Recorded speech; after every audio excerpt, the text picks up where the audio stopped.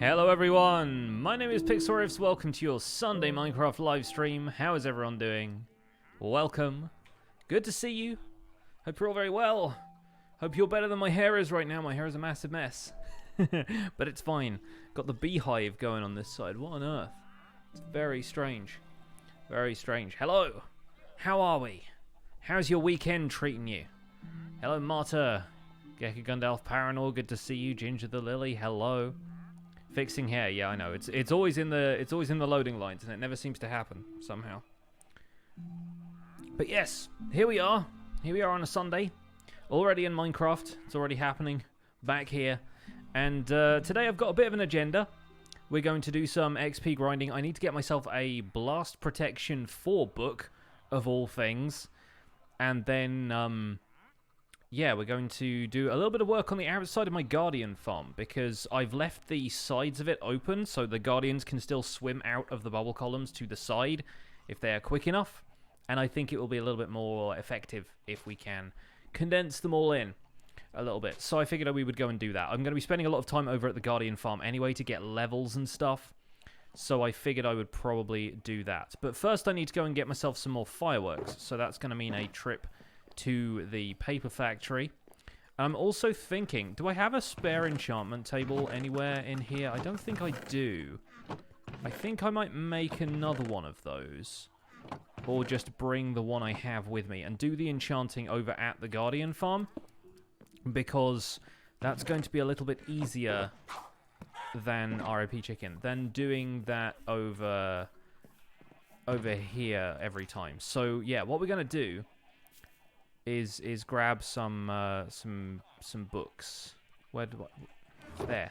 We're going to grab the bookshelves and we're going to take those over with us. What's up, the expert? How are you? 16. Nice. Sam is Baller 0 with a Twitch Prime sub. Coming in hot with the Twitch Prime. Thank you so much for subscribing. Enjoy your emotes. Welcome to the Pixels. You are 1 in a million. There's a llama here. The Wandering Trader is outside. Hello, friend. What have you got for us today? Slime balls and packed ice. He's always selling packed ice, never blue. Anyway, Wandering Trader is here. Last chance for llamas. Oh, wait, I'm not wearing my elytra. That's why I'm not flying. So, yes, I am working on... tomorrow's episode is going to be all about getting the most powerful armor possible. And as you can see, I've already got quite a lot of enchantments. I'm working on getting a pair of boots that has all of the enchantments on it. My chest plate is already pretty hectic looking, but my personal set of boots, the ones that I've been using so far, do not have the capacity to be enchanted with any more stuff. They're already like too expensive. So that's what we're doing. That's where we're at right now. I need to get myself a Blast Protection 4 book to complete this. And oh boy, it's taken a while. It's taken a long time to get Blast Protection 4 to pop up. Even Blast Protection of any kind. I combined 2 Blast Protection 3 books to get the one that I had, and it still was not enough for another one. So yeah, we got a lot of enchanting to do today. But first, some fireworks, because I need those for later. And I'll take the paper. I'll take a little bit more paper, actually, and put it in the fireworks box. Because I've got some of that in my ender chest. When am I going to make an episode with the Enchanted Golden Apple? I'm planning on doing an episode maybe at the end of this week. I'm not sure. But I'm planning on doing an episode where I cover a bunch of the enchantments that I haven't got already. We're going to try and do the crossbow ones. We're going to do Balanced Diet. We're finally going to get the Serious Dedication advancement. I need to breed some cats. That kind of thing. 25 bits from Icy. Thank you so much for Twitch glitching. Apparently it will. Apparently it will from time to time. Thank you for the bits. How to get a lot of mending books. Get a mending villager. Or do some AFK fishing. One of the two. Just do some regular fishing if you like.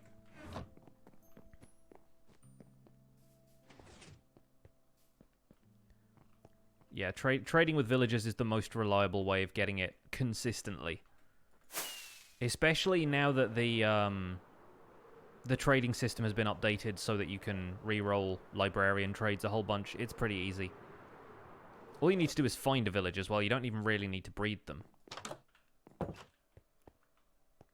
Just find a village where there are some unemployed villagers. Put down a bunch of lecterns. Break and replace. Rinse and repeat. Oh, you set up, you did Serious Dedication with the, with like Redstone assistance?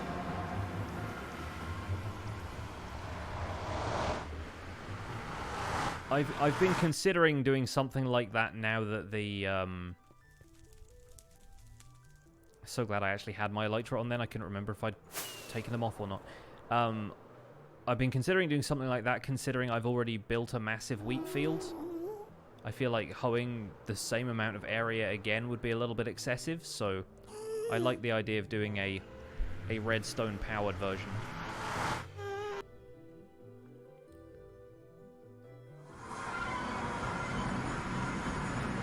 And in a moment I'll have to relog, because inevitably some hostile mobs will be stuck at spawn. Really looking forward to 1.14.1, which should be out on Monday, in theory. But that's going to fix a lot of these issues. I should also turn my particles off. There we go.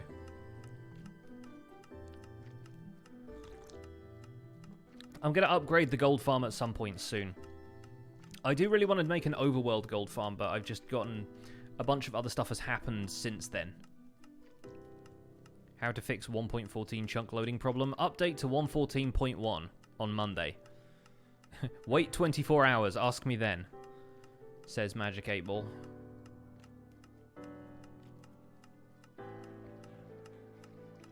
Stuff's still broken with Redstone. I'm not surprised.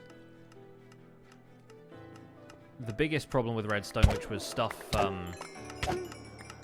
not like updating after it had received a 2-tick pulse. I think that was the latest problem. That seems to have been fixed.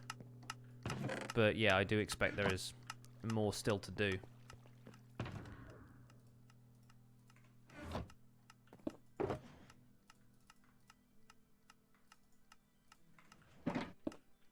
Did I make a kelp farm? I did make a kelp farm. I forget which number episode it is, but you can find it on my YouTube channel.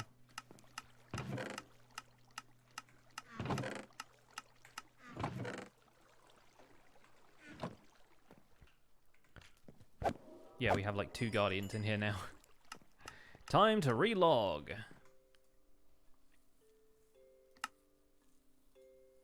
Oh, you hit 100 subs on YouTube? Congrats.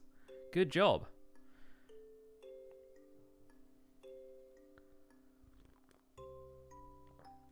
What day do I read chunk mail? Like, all the time, usually. Well, Joel is looking at the inbox all the time. But, if you're talking about, like, chunk mail on the podcast, we do that every week. We check the inbox throughout the week and we see if there's any messages that seem like they would be worth reading on the show. We do that every week.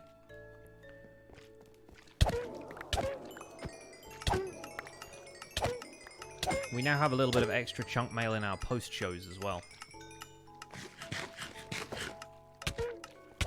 Surprised there are people shouting questions at you like they're typing things into Google. Yeah, it happens. That's part of the nature of being a streamer. Happens all the time in my YouTube comments as well. It's fine.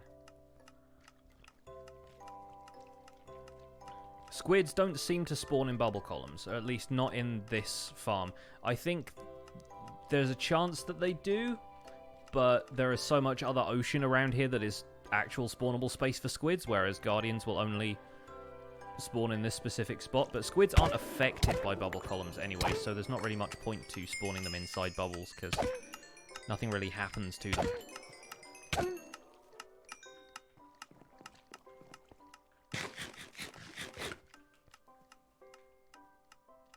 Nice hoodie, thanks. I mean, it's a hoodie. It does the job.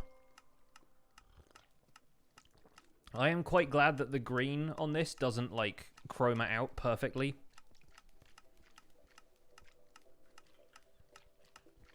Otherwise it could be like the mug. It could be... the space hoodie could be a thing.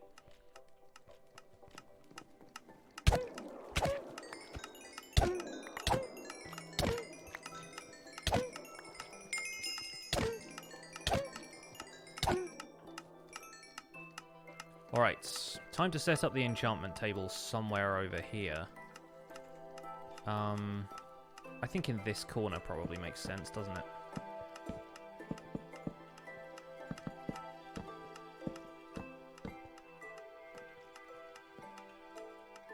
We pop it down like there. Guardians can't see me from here. Like so. 30. Good. Okie doke. I'm gonna have to get a grindstone down here as well. Don't think I've got any of the stuff I need for that in my... Or maybe I do. Maybe I have one in my villager box.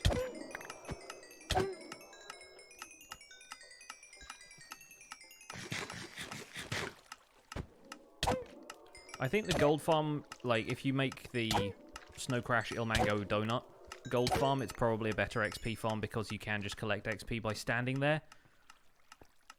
You don't have to do the whole Guardian Thorns situation. It's literally an AFK, stand there and do nothing kind of farm.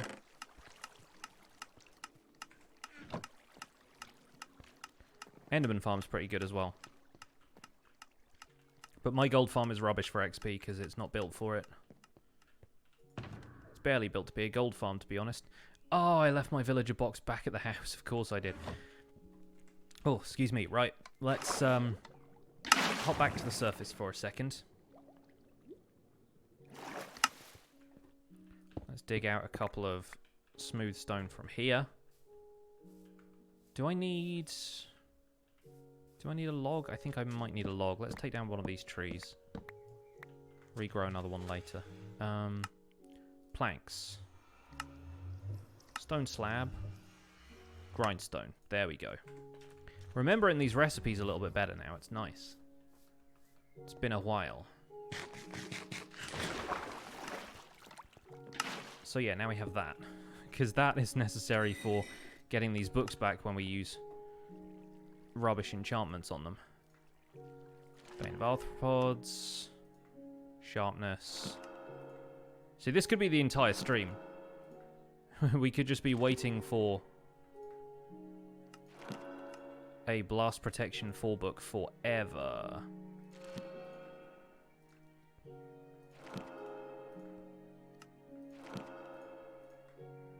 Sharpness 4, not worth it. Piercing 4. I get piercing so much in this enchanting table now. I get the sense it's probably because Mojang expects everyone to want the new enchantments. So it's kind of... it's giving more weight to that one. Let me put that in that corner so I don't accidentally click it in here and lose all of the enchantments on that book. That would not be great. You get a small amount of XP back each time.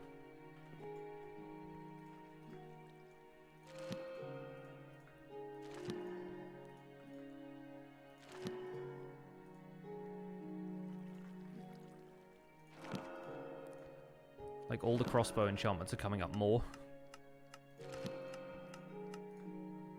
Projectile protection, already got plenty of that. Loyalty, not so much. Aqua affinity, likewise. Punch 1, thanks, enchantment table. Channeling might be worth it. There we go, we have Blast Protection 1. I guess we could combine that with something. Nope, okay.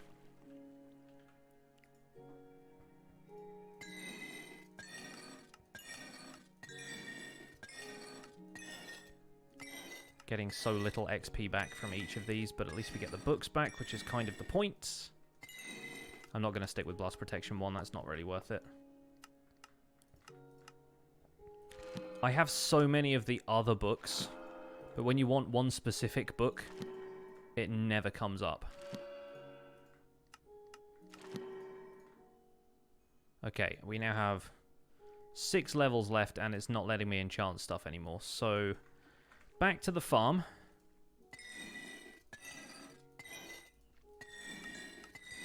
Cool.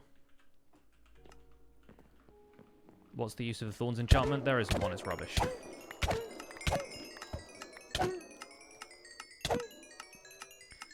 All Thorns does is kill stuff before you can kill it yourself. Which is very rarely a desirable outcome for me. I mean, it's fine if you're getting attacked by a skeleton, but I am not the biggest fan of Thorns. Yes. Happy American Mother's Day, American mothers. I think it's probably Mother's Day just, like, internationally. The UK does it in March, because we're weird. Thorns is good to... yeah, if you want a villager to kill you. I don't think you can actually... dispense armor onto villagers anymore. I don't think that works anymore.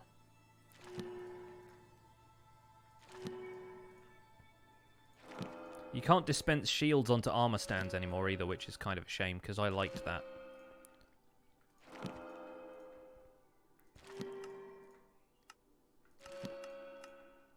It's going to look like I'm skipping over some actual decent enchantments, but I'm after something very specific here, so ignore me.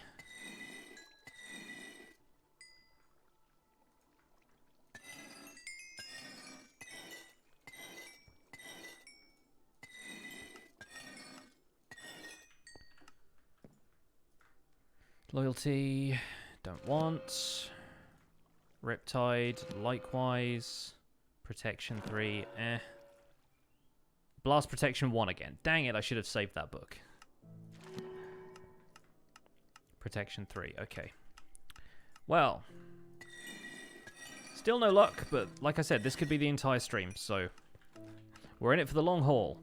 There are 32 different Mother's Days? Really? That's intense, man.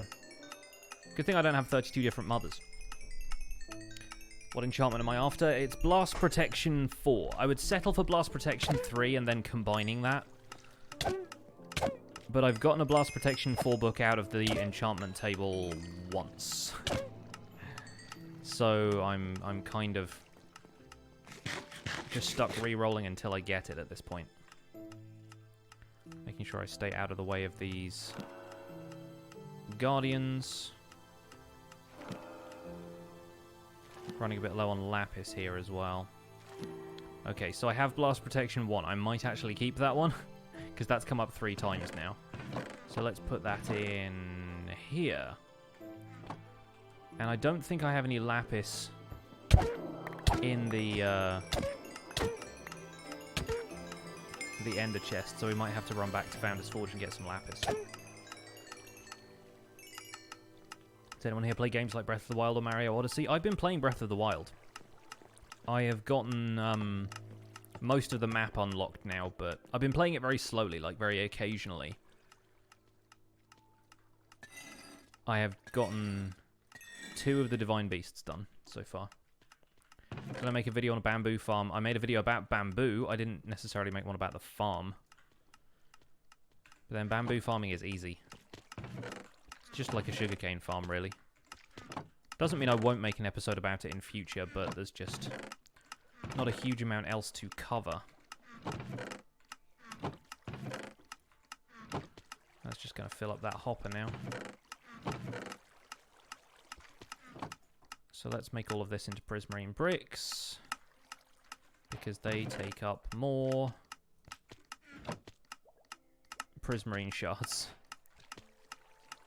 Is a silverfish XP farm worth making? Only if you want a challenge. It's worth it for like personal fulfillment, but in terms of the XP, it's absolutely not worth it.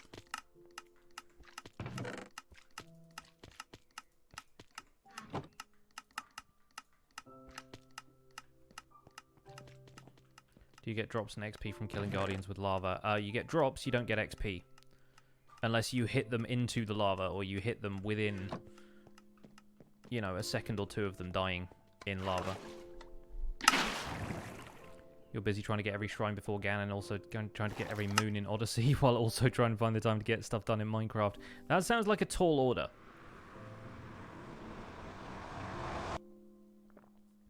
I have, yeah, I've done 2 of the Divine Beasts. I've done Van Meadow and Varuta is the elephant one. Yeah, I've done those 2 so far. I have just seen the lizard one for the first time, the one that's on Death Mountain. And that looks cool. I have no idea how I'm going to get there, though, because I'm still at the point where everything I have catches fire as soon as I go there. I know how to make elixirs and stuff, though, so I can probably find a way up there, but it's just a lot. I have to go and do the 2, like, hot regions. I've got the desert and I've got the volcano.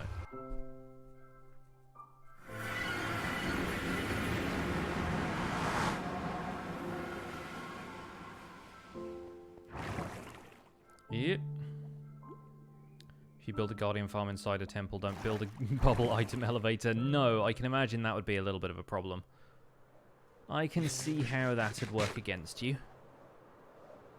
Apologies for the world not loading very well, by the way. We're still in the old version for the moment. Hopefully by Tuesday's stream this will all be resolved. There it is. There's my bridge. How long have I been playing Minecraft? Nearly 5 years. In fact, it was probably 5 years as of April, but that was like, I started on Xbox 360, so it didn't count.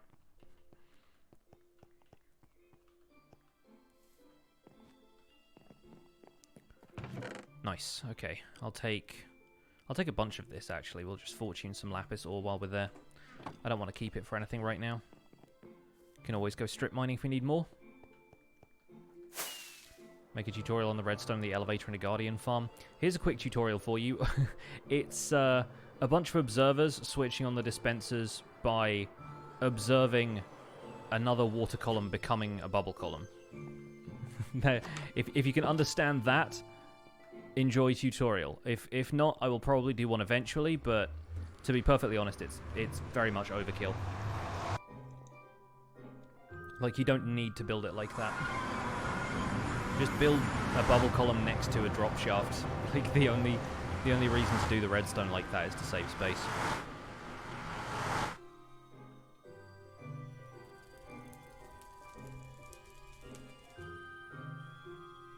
And I did not need to save space in that instance.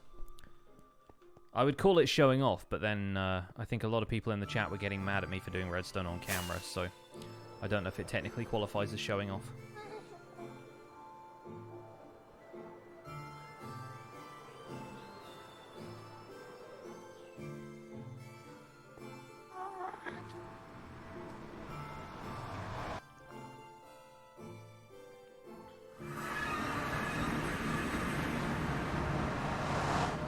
The Guardians are freaking out. Okay. So now we have Lapis again. Let's keep going. Lapis block, probably not the best thing to enchant with. When you're ready, enchanting table. Thank you. Wake up.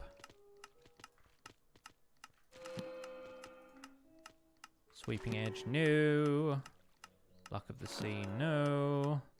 Looting, no. Power 4, no. Seriously, piercing. How many times does piercing have to come up? How many crossbows do you expect me to use?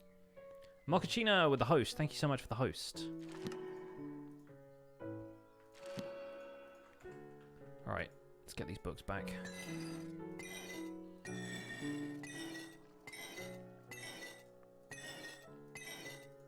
I really wish this gave you more experience back. I understand why it doesn't, but it would be kind of nice. Norna with the host as well. Thank you for the host. Feather falling. Impaling. Again, I don't want tridents right now. More efficiency. The host's coming through. Noble Wharf, thank you. Show me blast protection. The one time I actually want blast protection, it's not giving it to me. Power 4, Power 1, etc. Yeah. There's just so many enchantments now is the problem.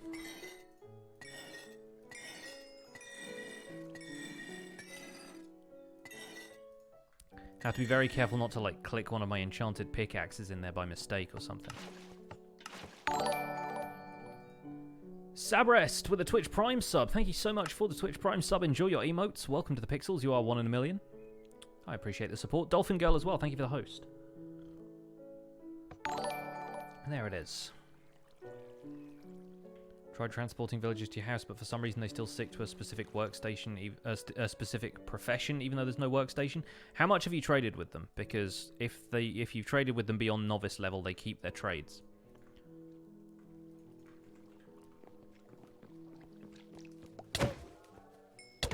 Can I please say the seed of this world? It's in the description of all of my survival guide YouTube videos. So just head over to YouTube and you'll find it there.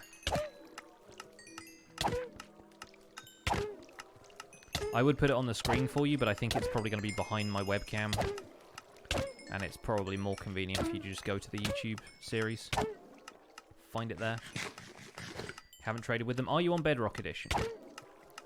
Because apparently Bedrock Edition is not quite as robust as Java Edition when it comes to the whole villager profession thing right now.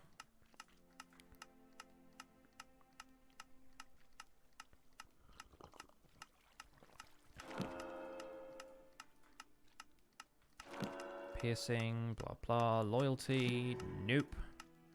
Quick charge 1.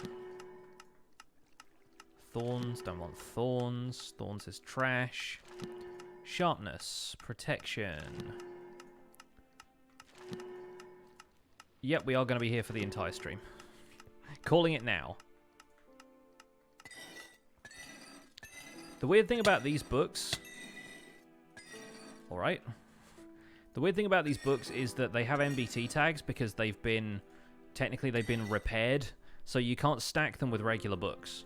Those two stacks are not, like, interchangeable. Which is very strange. Unbreaking 1.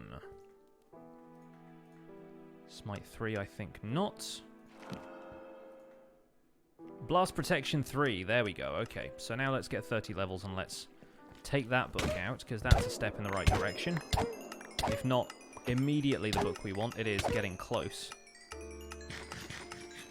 Why don't I do it with the armor itself? Because I've already got the armor. And combining 2 chest plates with enchantments is going to be much more costly than combining a chest plate with enchantments and a book with enchantments. Because the chest plate itself has more value inherently than a book does. And eventually, after something becomes, like, worth more than 39 levels to repair, it becomes too expensive and you can't repair it. So you can't combine stuff. Can you re-enchant a book that you took one off of? Yes. That's what I've been doing this whole time. I don't need to take off the mending armor. Once it's fully repaired, all the XP goes to my XP bar anyway. And my sword has mending, so I'm probably just gonna, like, keep repairing that, but ultimately it doesn't make a difference. And if anything, it means that I don't get as much XP because I spend too much time running away from the Guardians, because the Thorns does loads of damage when you're not wearing armor. It's not exactly an effective time save. Is my mug green? It is. Observe. Penguin IO6, hello. Welcome along. Glad you can make it to today's stream, where we are mostly killing Guardians and attempting to enchant books with one very specific enchant that it's impossible to get now. Does anybody know how many enchantments there are in Minecraft now?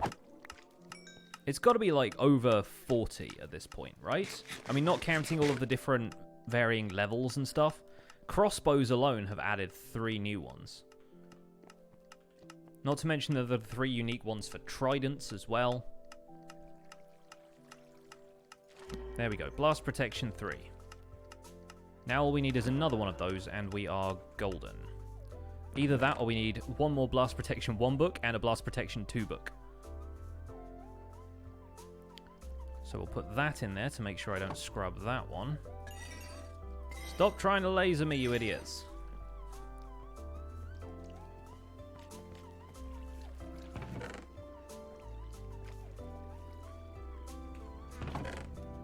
Boop, boop, and shards. Good. 37 enchantments. I was close with 40. It was a good guess.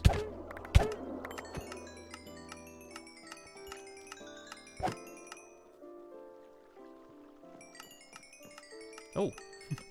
More XP. Don't mind if I do. Okay, now... Enchantathon 2019 continues. Sharpness. Don't want that. Smite. Ugh. Piercing again. Feather falling. I get feather falling quite a lot. As far as like the enchantment weight goes, it really doesn't have... Like, you get a lot of that enchant in particular. In my experience. So much piercing, though.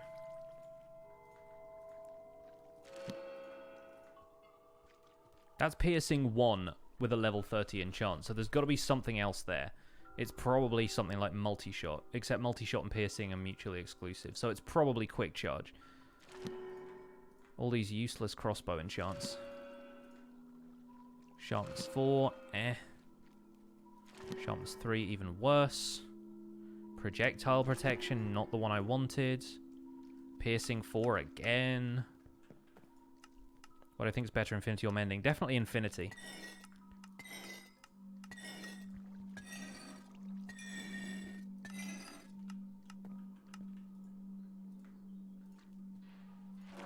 Like, mending is useful, but you can still repair bows, whereas if you run out of arrows, then, like, you're basically screwed.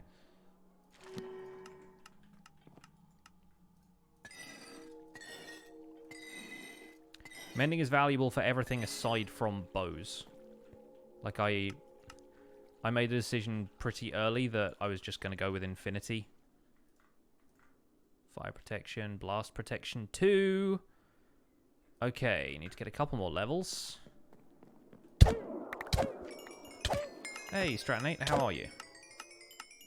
If you have a skeleton and a chicken farm, you can have literally unlimited arrows. Yes, but you can have literally unlimited arrows with an enchantment as well. And a bow costs 3 sticks and 3 string. Like, I get the point. Like, but who... You have to go and revisit that farm every time you want more arrows. Arrows are always going to run out. Whereas if you've got infinity, they never do. You can carry 1 arrow. That's the thing. I don't want to use up 64 arrows. I don't want to carry around more than a stack of arrows to begin with, and I don't want to run out when it's a crucial moment. Whereas the durability on my bow has never run out before I get a chance to repair it. And yes, the same skeleton farm will also give you unlimited bows. Even when it becomes too expensive to repair, you can get infinity enchantments pretty easily by that point. Like, I have 3 villagers who will trade me infinity. Mending is worth saving for other things. If you use potion arrows, then they're not infinite. Yeah, but then who uses potion arrows?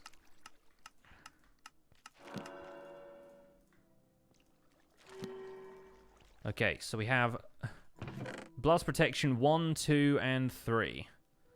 We need 1 more blast protection 1 book to actually get this going. So that's fine. That's just a bunch of low-level enchantments. The Silk Touch, where the writing just goes off the board. Great work there. Don't care about any of these. Projectile protection is useless to me now. Even when it comes up as projectile protection 4, I've got like 5 of those books. It comes up way more often than blast protection does. It's weird.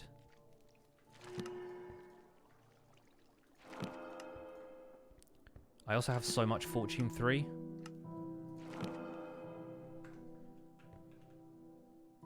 Why do I need blast protection? Because you can actually get all 3 types of protection on an armor piece now.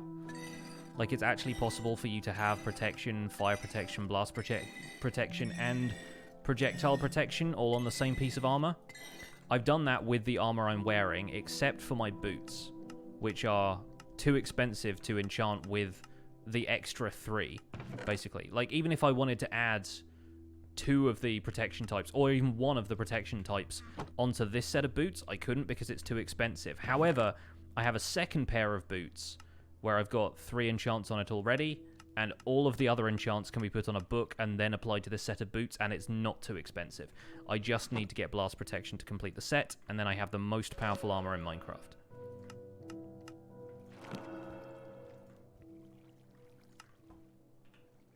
Like, it is not possible to get more powerful armor than this. But they just re-enabled this ability to, like, stack protection enchants in this update. It's not been possible before Minecraft 1.14. Apparently it was always supposed to be possible. Like, that was the intention, was that you could stack protection enchants on it. But imagine being able to have regular protection, but also the extra benefits of blast protection against creepers, or projectile protection against shulkers and skeletons and pillagers. Just being able to be overprotected against everything.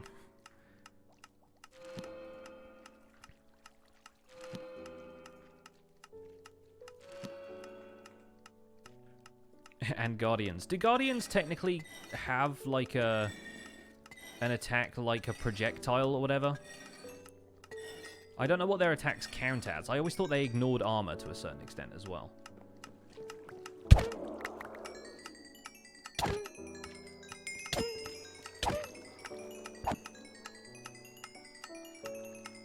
See you later, Path. Thanks for stopping by.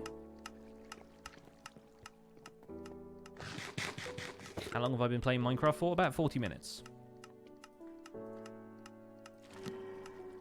More projectile protection, blah blah. Sharpness.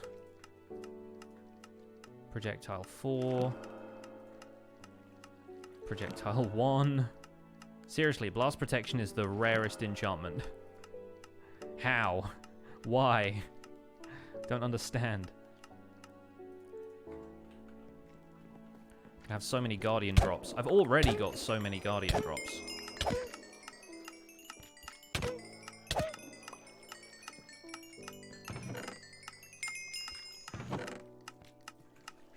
Don't need all these fish. Although I am planning on making a super smoker soon, so that's going to be fun. Could smoke all of that fish.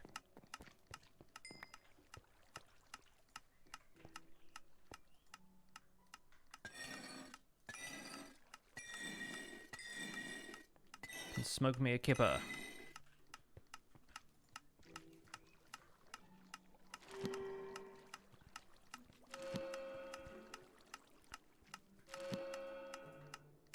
Blast protection, why? I need literally any level of blast protection at this point, and it's not giving it to me. In before it gives me blast 4.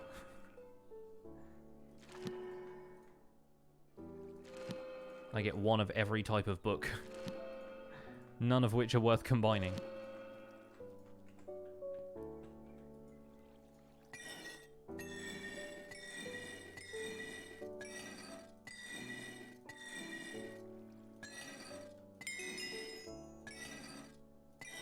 There we go.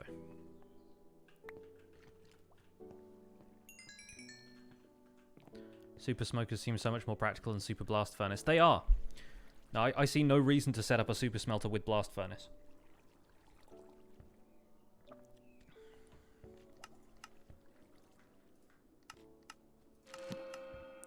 Like, all that iron ore I want to smelt, yeah. Got so much of that lying around.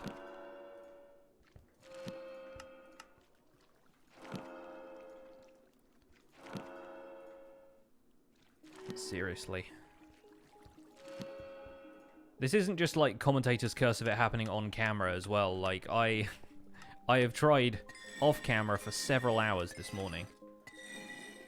Just trying to do it for this episode. Do I have a witch farm? Not yet. I'll get one eventually. Not in a big hurry though.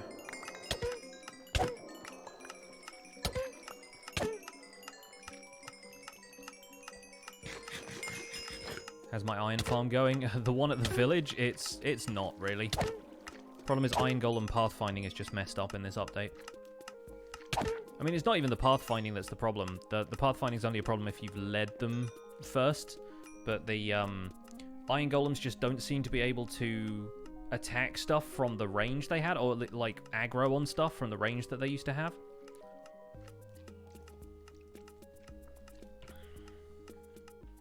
They really need to let you smelt glass in blast furnaces. They need to let you smelt anything in blast furnaces. Like, if smokers were just food and blast furnaces were everything else, I'd be fine with that. But, like, at least let me smelt netherrack and clay and all of the stuff that comes out as, like, an ingot shape. That would make sense to me.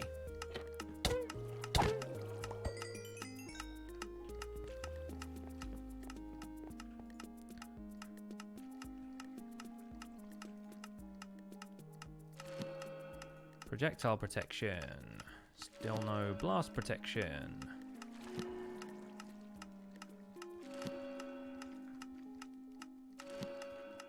I think we have found the rarest enchantment in Minecraft, you guys, and for some reason it is blast protection.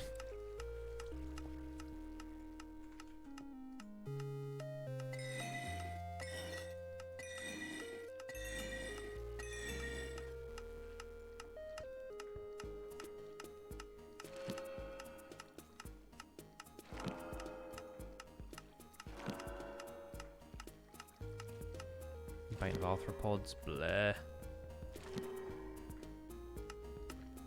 Protection 1. Fire protection 3.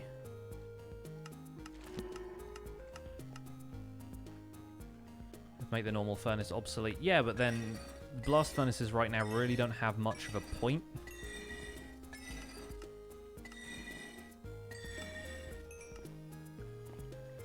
Blast furnaces also require iron in the crafting recipe, don't they? So you have to be above a certain, like, technological point before you can really do anything with them.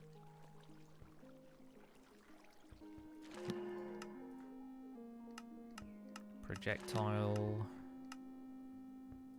Projectile. Regular protection.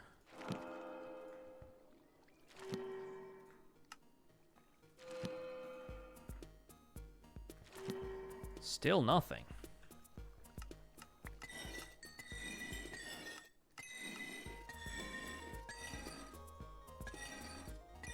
I wonder if we can get different results like this.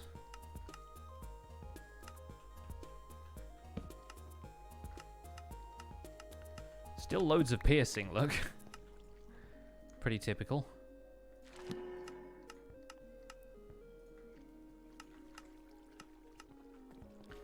When you're enchanting, you always get blast protection 2 or 3. Thanks. That's a great comfort to me.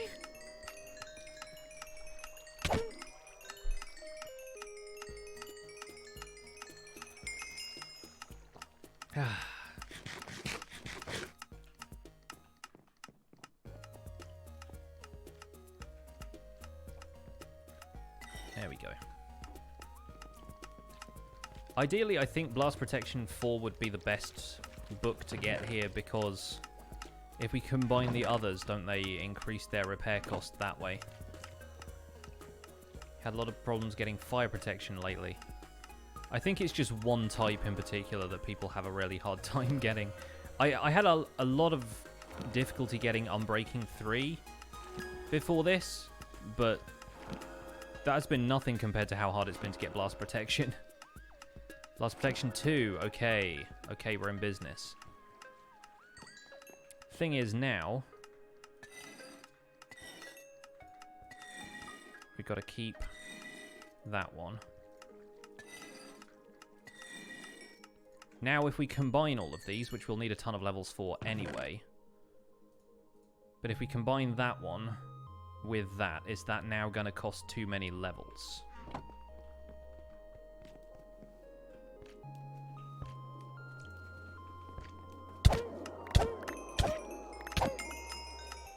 That's the big question. How can you use Johnny Vindicators? As automatic food farms. Like, they're best against passive mobs that won't fight back and kill them, right? So, for example, Azuma had one on Hermitcraft Season 5 where it was at the bottom of a mushroom island that had completely been cleared of mycelium except for one spot in the center. So that spot would spawn a ton of mushrooms, and there was a Vindicator at the bottom of that that would just kill the mushrooms automatically when they filtered down, and then all the drops would go into hoppers, and he just had, like, automatic food farm for days. So that's how you use those.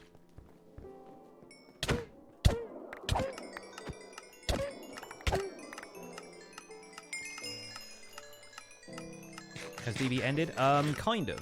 We've all come together in the Discord and kind of said, like, are any of us interested in doing DV right now? And largely speaking, the answer is no.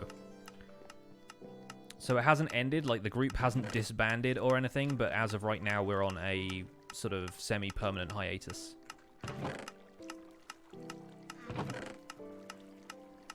Like, none of us are relaunching the server for 1.14 quite yet or anything.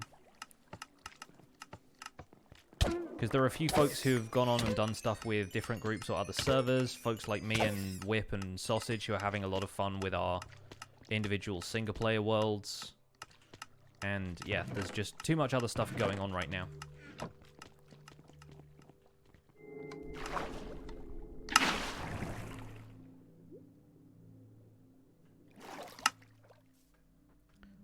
Getting mending books is super easy now. I wish that was the same with blast protection.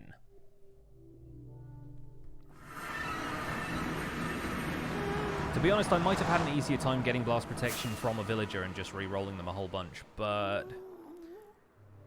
I've spent too much time around villagers lately. I wanted to do something different. Now if it would load in the rest of my nether hub, thank you. Nether hub.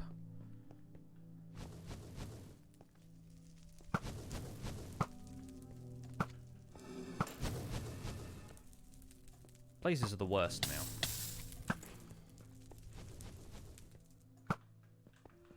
I mean, they were kind of the worst before, but they're even worse now. Look at this. Other mobs can't see you through nether portals. This guy came through the nether portal. What an idiot. Spent almost 2 hours breaking a lectern to get mending. That's one way of doing it.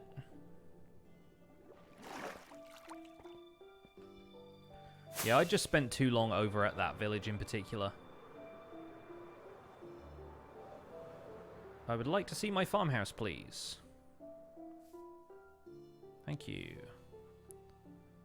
Oh look, we get to see all the caves underneath it. Do mob spawners work on Windows 10 Edition? Are you talking about like the dark room mob spawner type thing? Because if so, yes, but there are issues. So that costs 6 levels.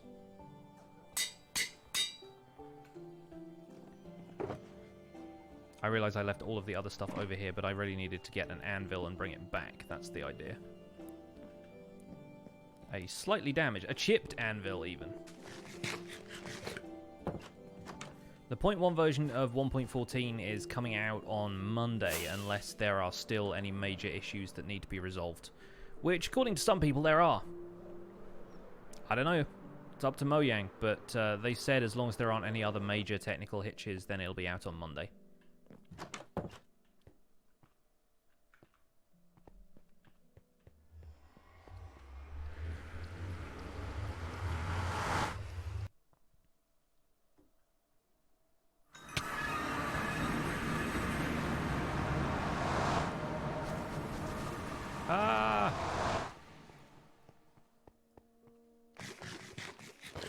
Yeah, the rendering glitch is a nightmare. It doesn't seem to happen as much in the nether, but there's like 3 blocks in the nether, so it kind of makes sense.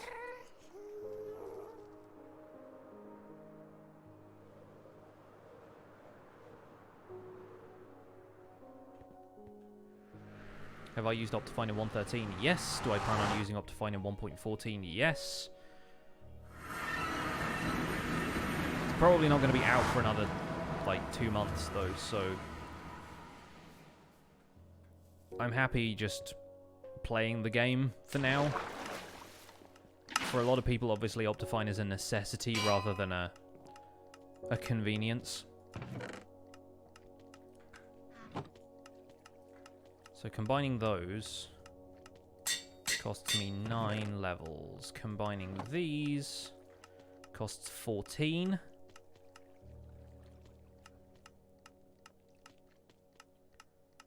I wonder if this is going to be possible.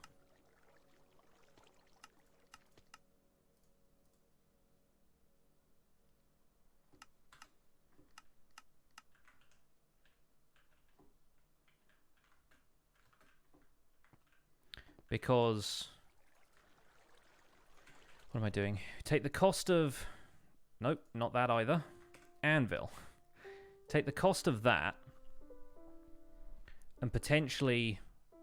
that increases the cost of adding it to those boots. I don't want to lose that book if I could get it cheaper, is the problem. So, I might keep trying.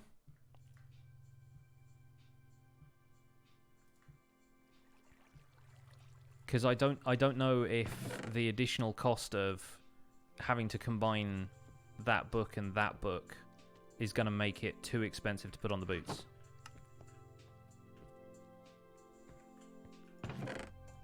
Because right now, if I put this book on the boots, it costs 23 levels. But if you add 14 levels to that, that's like 34? No, that's 37. And then sometimes it just like adds a couple more And I don't know if that's still going to be the case. Try in creative in a new world. I mean, I can't reproduce the exact books, though, because they've got, like, repair tags and stuff. I mean, I could, but you have to spawn the books with commands, because if you use a creative mode inventory, it always just gives you, like, the highest level of whatever enchantment you get.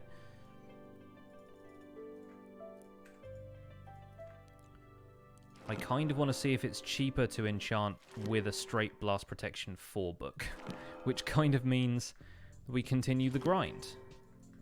But hey, I didn't have much else planned for this stream or anything, so let's keep it going. Let's use up all the lapis I have.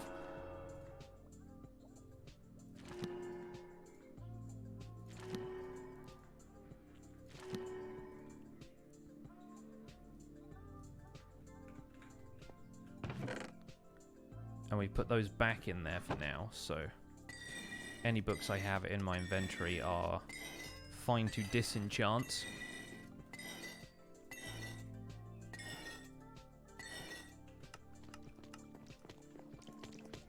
Just do it in a copy of this world directly. I mean, I guess I could copy over the world right now. But that's kind of cheaty, right? It feels weird doing that. Don't tempt me, Frodo.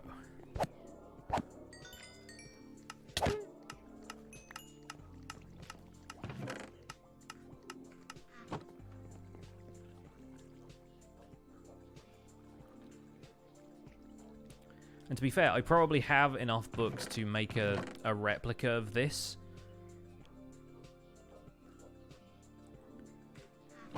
But still. I'm going to have to log out and back in again.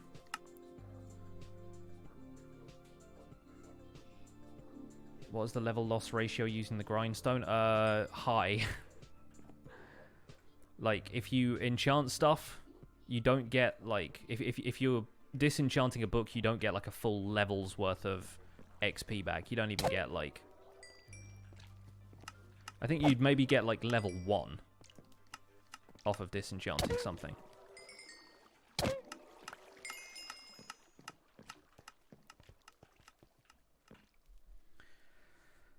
Ah.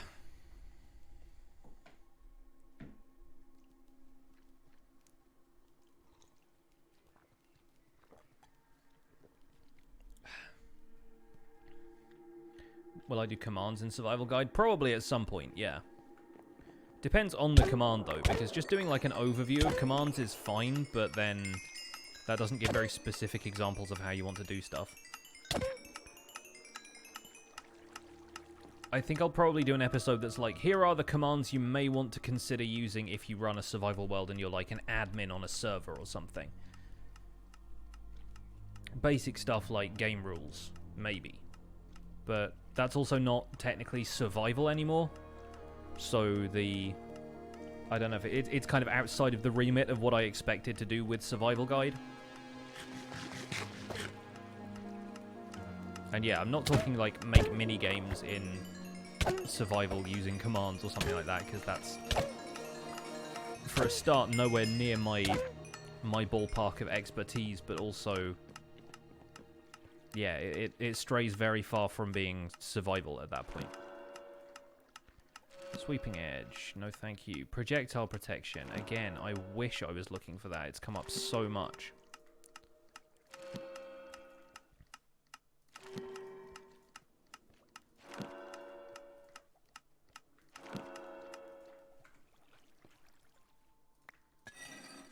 You know how they say that, like, something is always in the last place you look because when you found it you stop looking? I keep expecting that to happen with this.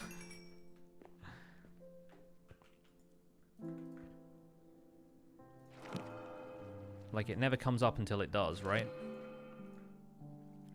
There's infinity. Protection. I just want to get a Blast Protection 4 book so I can compare the costs. Now start looking for projectile protection and then you've got Blast Protection books showing up. Exactly. Got to reverse psychology this video game.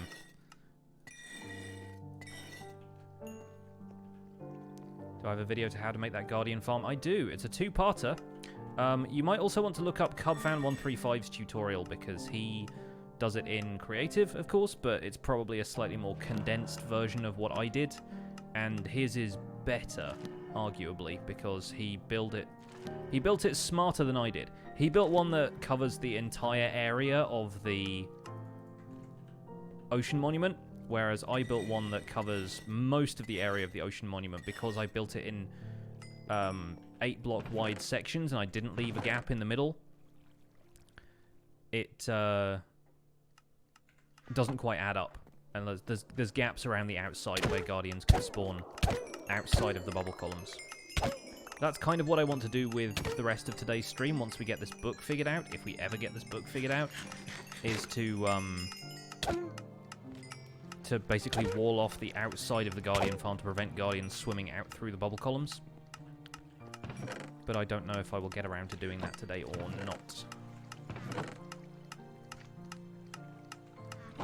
Believe me, I would like to. You need Xbox app to play Java Edition? Nope. You just download it from the Minecraft websites. My football fan. I assume you're talking British football rather than American football. The answer is generally no. Like, I'll cheer for England if they're playing, but I don't have like a local team that I support.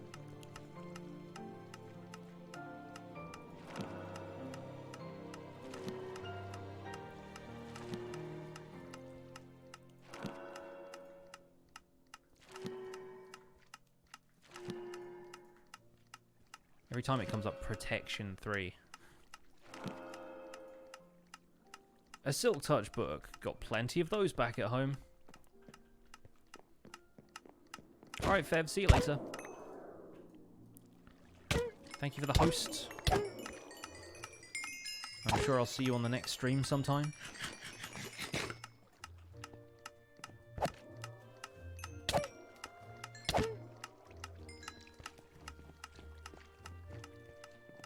Love to get Looting 3. Looting 3 is your elusive book.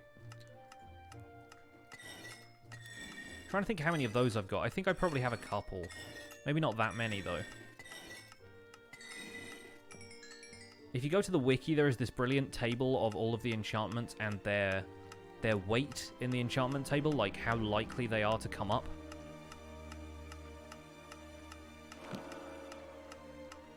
I imagine you'll see piercing pretty high on that list right now. Feather falling seems to be a common one for me as well.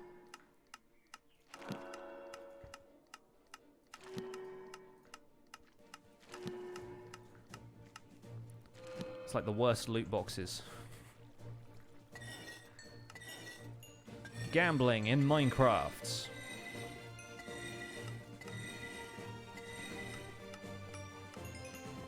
All of the XP just stays on that side.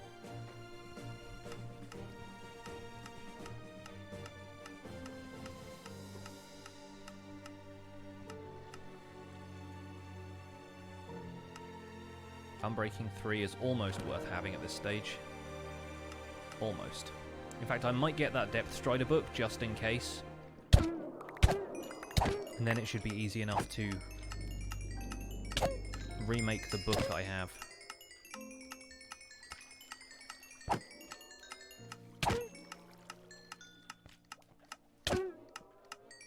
Actually, I think I have one book that's got Depth Strider 3 and Projectile Protection 3 on it already.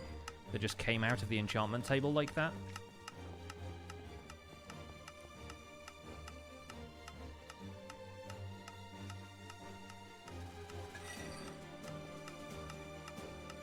I know I'm wasting my lapis, but it's useless for anything else now that we have cornflowers.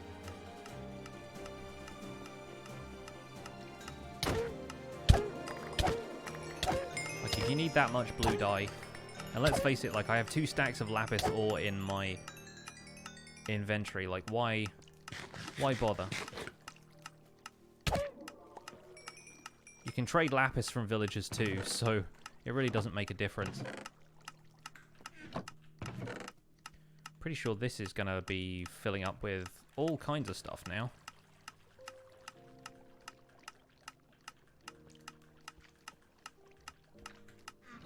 Throw fish on the ground. Will I do an episode about automated tree farms? Now that TNT has 100% drop rate, definitely. Makes it so much easier.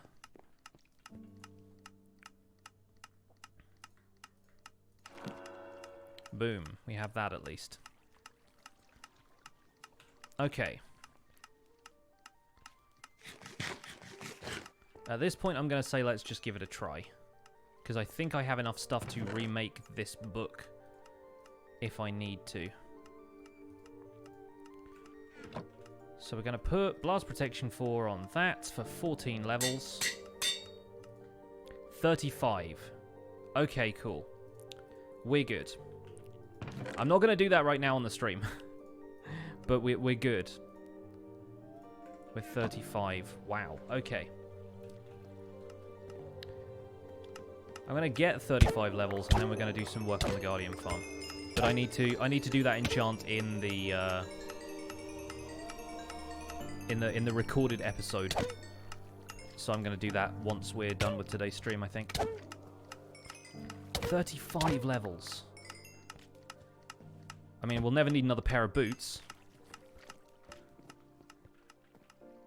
What work can I put into the Guardian farm? The outside of it needs a perimeter wall building around it. Because it ain't pretty right now. Will I ever start a Bedrock vanilla Minecraft guide? No. I mean, never, as in, like, maybe if they shut down the Java edition in future, maybe. But I know so much more about the Java edition than I do the Bedrock edition. There would be no point to me making a Bedrock edition tutorial. There are people who know so much more than me. I mean, there are people who know more than me about the Java edition of the game too. Let's not kid ourselves here, but I would make assumptions about the Bedrock edition based on the Java edition, and then I would be telling people stuff that wasn't true for Bedrock edition, and it would not be a great tutorial at that point. I prefer to know that all of my information is as accurate as I can humanly make it. And even then, I get a ton of stuff wrong about Java Edition that people yell at me for, so I guess there's no winning either way, right?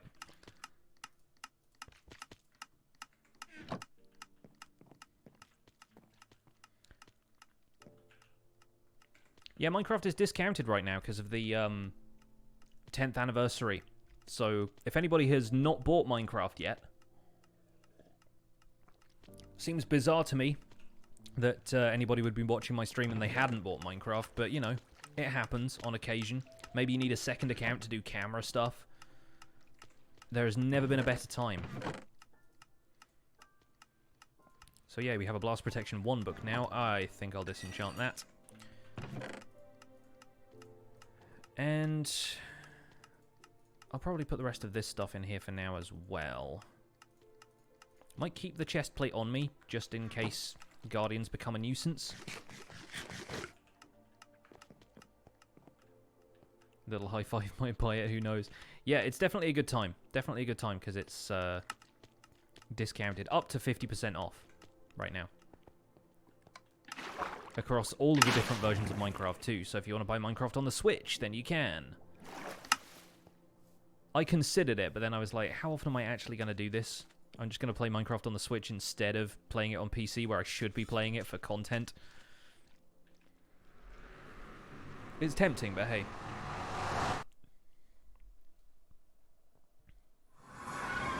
Right, the reason I'm now leaving my Guardian farm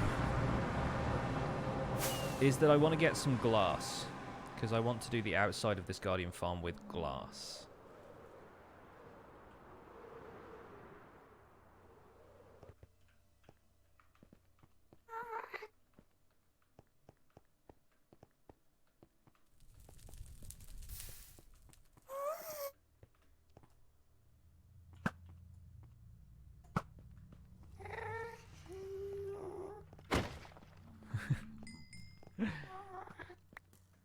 Gonna fight him across the room.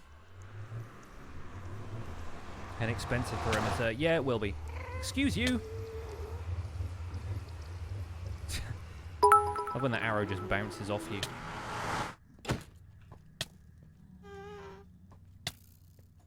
Thank you. 1,000 bits from the Vixen. Thank you so much, the Vixen. Very generous. Some bit hype already popping up in the chat.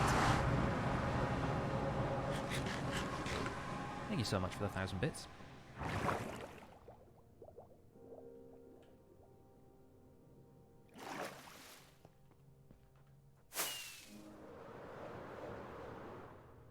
Now, do I have any glass smelted up in here already? Nope, I have kelp. Which is worth it, I guess.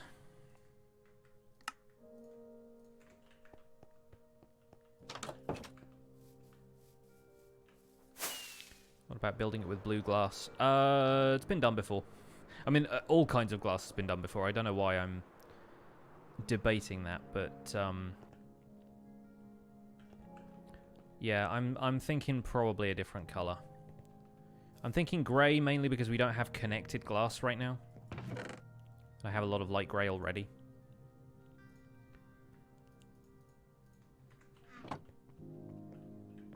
It's not going to be grey all the way around either. Like, I mean, it's not going to be just grey glass. There's going to be like an outside to it. It's a higher chance with level 6 enchantment table. What, for getting blast protection 1 or something? Like, I'm good with blast protection now. I've got my stuff.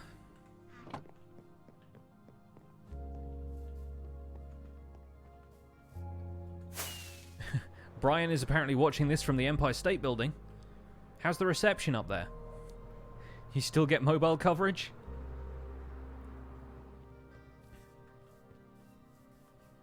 I haven't been to the Empire State Building since I was 9. Which, believe it or not, was a while ago.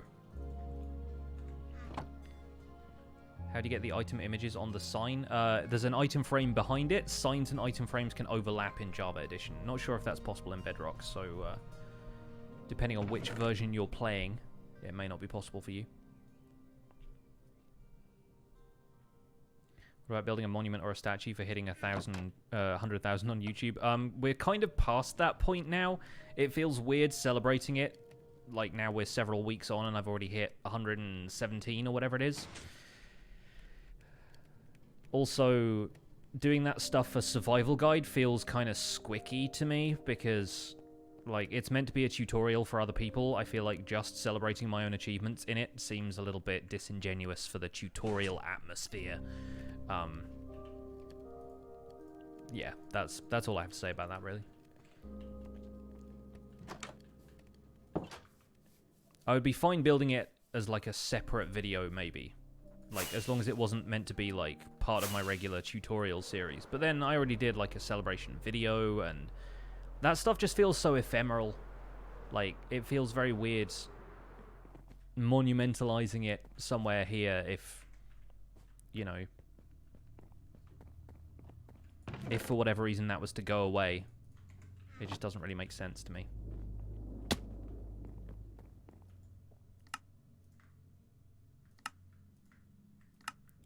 Get some more light grey. Dye some more of those. How would it be best to get light grey these days? Probably just from flowers. I mean, yeah, we've got plenty of ink stacks. We've got plenty of bone meal. I guess we can do it that way.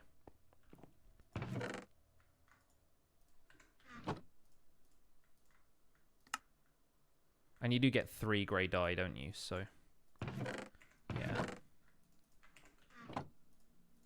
Gotta make so much titanium white. At 1 million subs, we go back to playing Final Fantasy X too. Never finished 10. Still haven't finished 10. I got partway into the monster arena thing, and then it was just taking up too much time that I could have been spent actually making YouTube content. So... something had to give, and I guess I'm playing Breath of the Wild now. How many dragon heads do I have? About 5 or 6, I think. Optical, thank you for the host. What is the point of Mushroom Island? Does land have to have a point? What's the point in anything in the overworld? Not sure I understand the question. What's the point of shovels, you know? Like, you can dig with your hands. What do you need shovels for?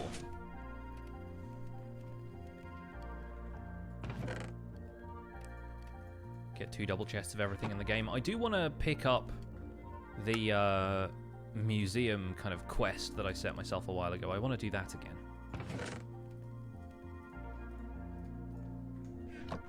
Okay, so I'm going to leave some of this stuff in here for now so that we can come back to it later. But for the moment, we're going to have a bit of a build palette going on. Is there a way to make a shulker farm? Only if you have data packs installed. There's not a vanilla way of farming shulkers. If you want a data pack to farm shulker boxes, for a start, you need to get the shulkers dropping 2 shells loot table, which you can get from Vanilla Tweaks. I'm not sure if Vanilla Tweaks has it, but Voodoo Beard is another guy you should look up. He has a data pack that basically causes endermites to burrow into purple blocks in the same way silverfish burrow into stone. And when they do that, it makes a shulker. As though they've, like, evolved, right? And that's a very inventive, kind of vanilla-esque way of getting more shulkers. So you have to generate an endermite in the same way that you normally would, by throwing ender pearls around. And obviously that deals damage to you each time you throw one, so it's a pretty balanced mechanic. It's not super easy to farm shulkers that way, because it's time-consuming and it means you end up eating a lot of food. And it can't really be done quickly. It requires player input, so it's not really AFK-able. That kind of thing. It's kind of worth a look. So, what am I doing down here? I need to be on the surface.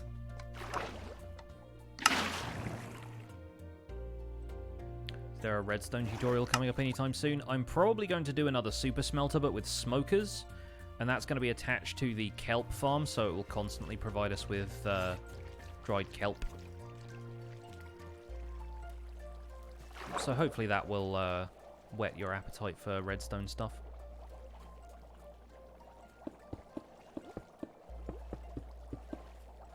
It occurs to me that I don't have my conduit over here anymore, so if we're spending a significant amount of time underwater, conduit would probably be a good idea. But yeah, the plan is going to be to coat the entirety of the bubble area here with glass so that guardians can't swim out.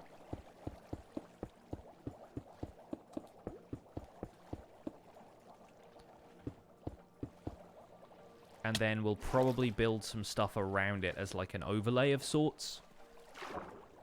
Just got back from the doctor and your feet are screwed up. Oh, I'm sorry to hear that, Kuro.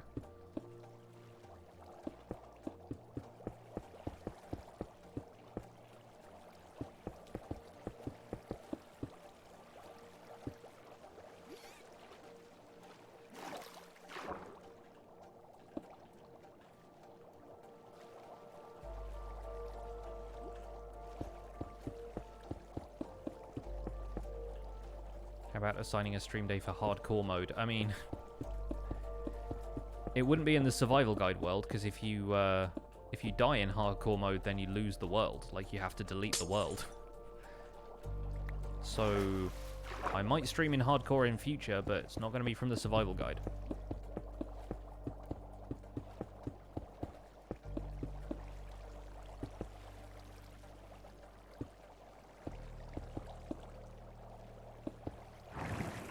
Heyo, we're in the farm now. Oops.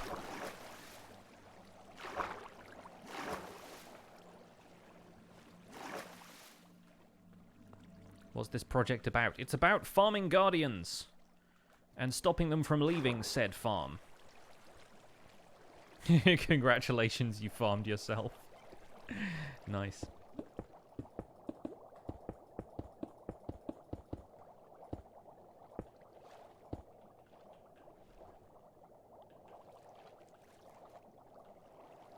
Need that turtle helmet. The turtle helmet only lasts for 10 seconds. It's basically worthless. I feel bad saying as much, but it's true. Like, if it gave you infinite water breathing, that would be like having a portable conduit of sorts. That would be so much more effective. Even like a minute or as much as a potion of water breathing gives you. It might be OP for some applications, but I feel like there's no point to having it in survival, because that extra 10 seconds is not really much time in the grand scheme of things, compared to just building a conduit, which is fairly easy to do once you found a shipwreck and done some fishing.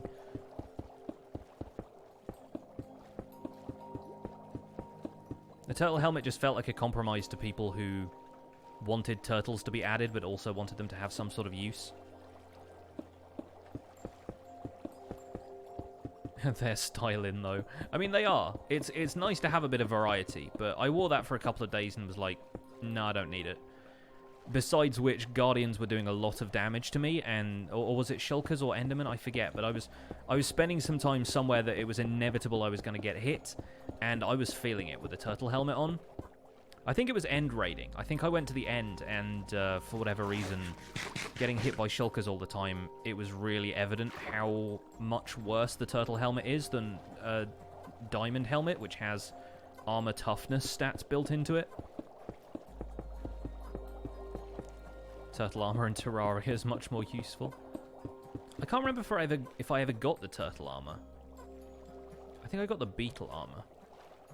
Any idea when Optifine 114 is coming out? If you go to the Optifine Reddit, if you go to, I think it is just reddit.com/r/Optifine, you will find the stickied post at the top of the page has like a percentage complete, and that's probably an estimate based on what the community knows of development and what's in the Discord for Optifine, but that is basically the best place to find out about it right now. Hey, Alan Animal, haven't seen you for a while. Welcome along.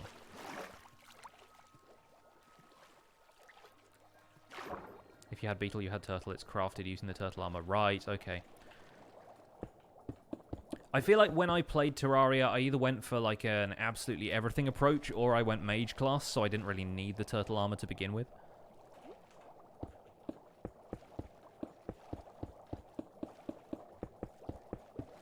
Please don't stop Survival Guide. Hey, I'm not planning to stop anytime soon. There's still so much stuff to do. And I feel like we've been focusing very heavily on stuff that it is possible to do now 1.14 is around, and that will probably continue for some of this week, but then we really need to get back to doing some of the stuff I had planned anyway. Things like an Enderman farm, witch farms, creeper farms, that kind of stuff.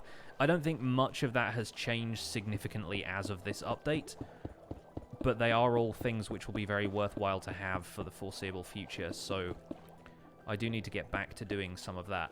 But then obviously there's stuff like people in the chat have asked about, like raid farms and that kind of stuff. I expect we will probably do one of those in the near future. Start a village underneath one of those pillager watchtowers and do the way Azuma did in his tutorial.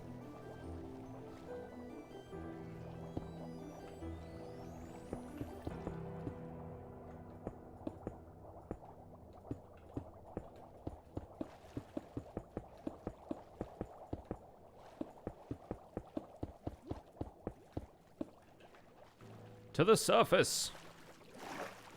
Yep, we are almost out of grey glass, and I've done half of one wall of this thing. And nothing is spawning in here right now because we're too close to the spawnable area, which is a good thing. I am fine with this. As long as you're around the perimeter of the Guardian farm, it's fine. Once you're in the middle trying to place Soul Sand, now that's the bit that sucks. Although I think it's also been affected by mobs getting stuck at spawn, which is something I mentioned before, and I am absolutely fine taking advantage of that if it means I don't get harassed by Guardians while I'm doing this. Sometimes you gotta know when the exploit is worth exploiting. Be cool if Mojang expanded the turtle armor and made a full scuba suit. I think turtle helmets, to get the scoots and stuff, are just a little bit too grindy at first. And then once you've got the scoots, you've got all of them. I don't see it ever replacing having, like, respiration gear and stuff like that. It would be nice to have, like, effectively a portable conduit, but I think having a turtle chest plate and going full turtle, and you just look like a Zoomovoid. It's nice in principle. I don't know if they would add it in practice. And farming it would just be a pain.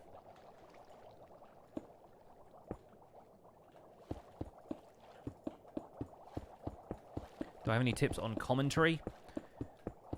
Start by just narrating what you're doing. I mean, it's going to sound awkward at first, and everybody starts off kind of awkward when they commentate things, unless they have experience in something like this before. But if you can get experience in doing stuff, like if you're... Say, like, your school has, like, a campus radio station, or you do morning announcements or something like that. Even that is good experience at, like, public speaking, which is effectively what YouTube is. You just have the luxury of being able to edit stuff.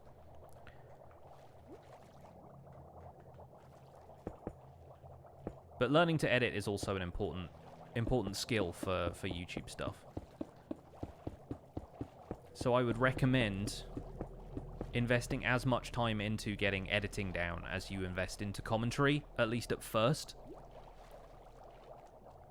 And then just try to, if nothing else, imitate the people that you enjoy listening to. Because their commentary style will definitely inform your commentary style, and ultimately you should be making the kind of content that you would want to watch.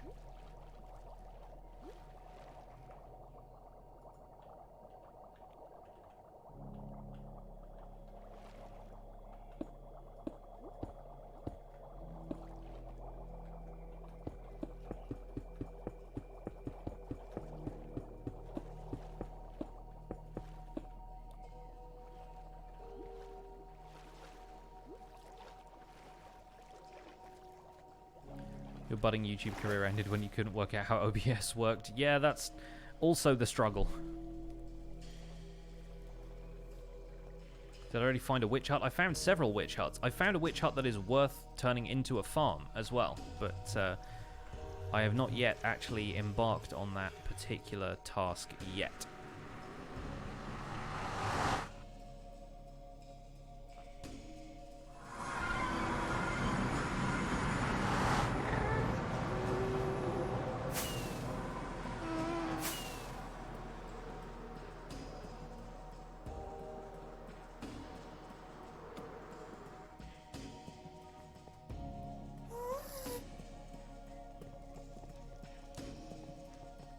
See you later, Icy.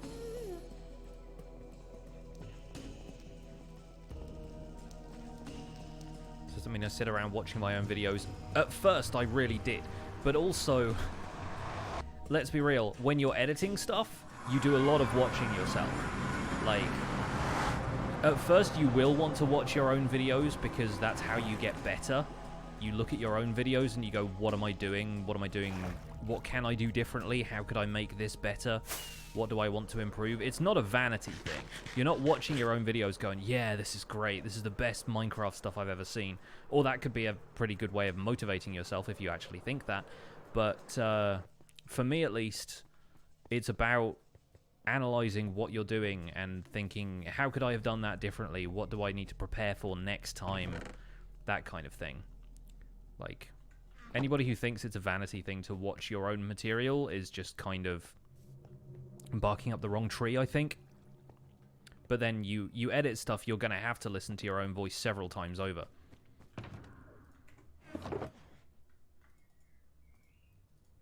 And believe me, every verbal tick that people have pointed out I have in my comments section, I already noticed so many times during editing, and I just went, well, that's something I'm going to have to deal with. Like, the amount I say fantastic stuff when I can't think of what else to say, or because I'm happy about something, generally, most of the time, which are two ways of saying the same thing, I say that when I really like something that I've done. But I also say it when I'm thinking, right, what do I need to do next? And it's a kind of filler phrase that becomes very helpful, but also feels like a crutch, and people notice that I say it a lot.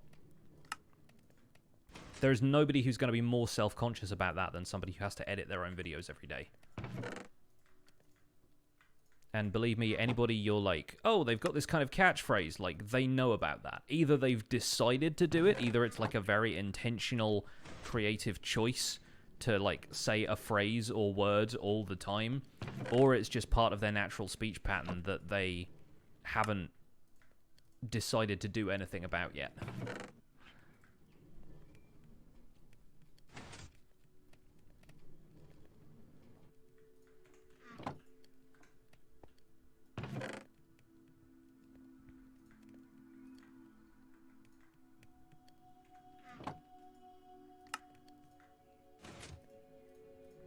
Tips for doing a Minecraft Vanilla series. Start by setting objectives for yourself. Start by saying, I want to complete all the advancements. I want to kill the dragon, raid the end cities, get a bunch of shulkers. Like, start with a clear objective in mind. And that could be something more abstract than an in-game objective. Like, I started this series thinking I am going to teach people everything I know about vanilla Minecraft. And that's informed how I make episodes from day one. If you want to showcase the fact that you are a builder, then say I'm going to build a town, and then do that. Like, follow through with that stuff, because there are so many series where people just start playing Minecraft the way they normally would, and it's all over the place. You know, they don't have a focus. Everything tends to get very, like, wishy-washy, and I'm going to do this the next day, and then that the next day, and you bounce from thing to thing so often without any clear focus, and that's when people's attention spans start to leave. Like, if you are good at Redstone, do that, because then you're enriching people's experience, and they know they can come to you for Redstone stuff. Like, you've just got to figure out what your strengths are and play to them as much as possible. And that's not to say pigeonhole yourself and only ever do that, but you want to establish something that people are going to come to you for time and time again, which in my case is concise explanations, or sometimes rambly explanations of things, but demonstrations of how to do stuff in survival. I think the survival tutorial let's play is somehow a niche market, and that's weird to say, but it is. And it's got that way because so many people present their tutorials in creative mode. And so that stuff is nice and easy when you're flying around. And I've had people say in my own creative mode tutorials, like the one chunk tutorials, they've said, you know, this looks easy when you're time-lapsing it and building it in creative. It takes you about 10 minutes. This took me 4 hours to build in survival, not to mention just the time it took to gather the materials. And they're right. So showing the amount of effort it takes to do stuff in survival feels different to just making an AFK fish farm tutorial in creative mode and flying around and placing everything instantly. Like, you've still got to gather everything. So that in itself is like a niche that I've filled, because people want to see this stuff happening in survival mode so they know how much effort has gone into it in the first place. I don't record every minute of my survival let's play for camera purposes, because I would run out of stuff to talk about. But at the end of the day, people are coming to me because they want to see this stuff done in survival mode.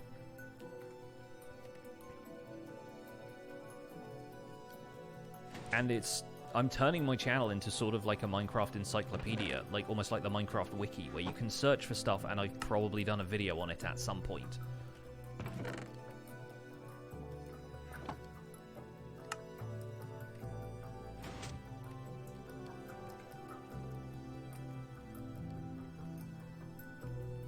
But yeah, tutorial Minecraft is experiencing a bit of a renaissance right now, I think.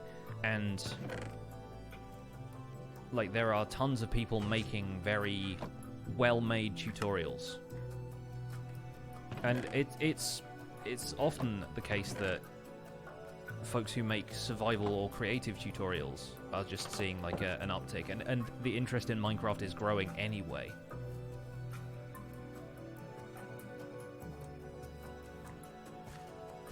Nothing in particular inspired me to start the survival guide. It just seemed like the logical way to do all of the stuff I had been doing up until now. Because I wanted to start a single player series because having a multiplayer series is fun, and Decidedly Vanilla was great. The group still are some of my favorite people to collaborate with, but the problem is when you want to make collaborative content, which is what everybody looks for in a survival multiplayer series, you have to schedule your time against other people's time, so you have to constantly be either like available to them when they want to record, or you have to deal with scheduling conflicts, and that kind of stuff gets really difficult to manage after a while. And so I thought, well, I'll start a single-player series once 1.13 comes out, just so whenever I want to make an episode of it, I can sit down at my computer and do it myself, not have to rely on any other people. And I'd already been making build tutorials, and parts of Decidedly Vanilla where I'm just explaining what I'm doing in the way that Let's Players tend to do if they're not people who rely really heavily on just, I'm going to build this thing and tell a bunch of stories, which has never been my strength. I'm never there. I can't pull interesting stories out of my life because my life is, relatively speaking, kind of boring.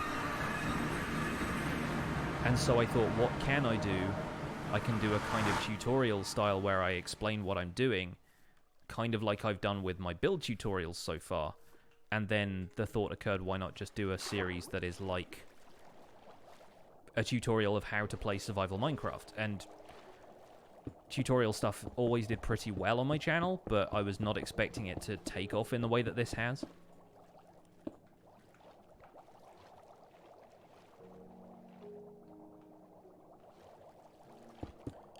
But there are definitely people who have done this before, and people expect me to be inspired by people like Paul Soares Jr. and everybody. Like, I've heard of them, but I've never watched a full episode of How to Survive and Thrive. Mainly because I was worried about copying him for this series. Like, I didn't want to be seen as somebody who just wanted to repeat what Paul Soares Jr. has done. I figured it's probably easier just to do this my own way, you know?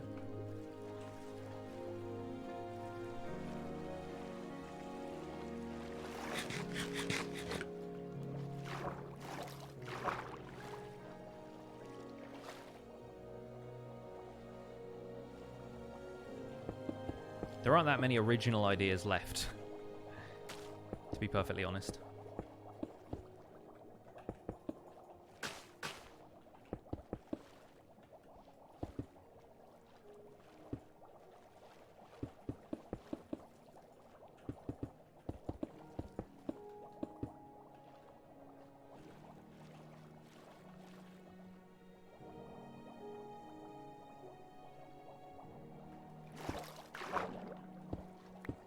We should take all of this down.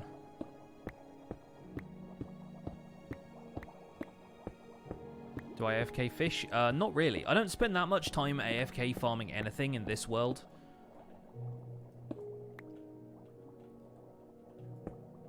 Apparently I'm missing a row of soul sand here. I think that's probably because it was underneath that section of the farm. I should probably go back in and lay down some more of that at some point. Nope, not you. Running out of air. Definitely need a conduit. Jim Fitz with the 2 months of Twitch Prime. Thank you so much for the resub. Can we see some sub hype in the chat, please?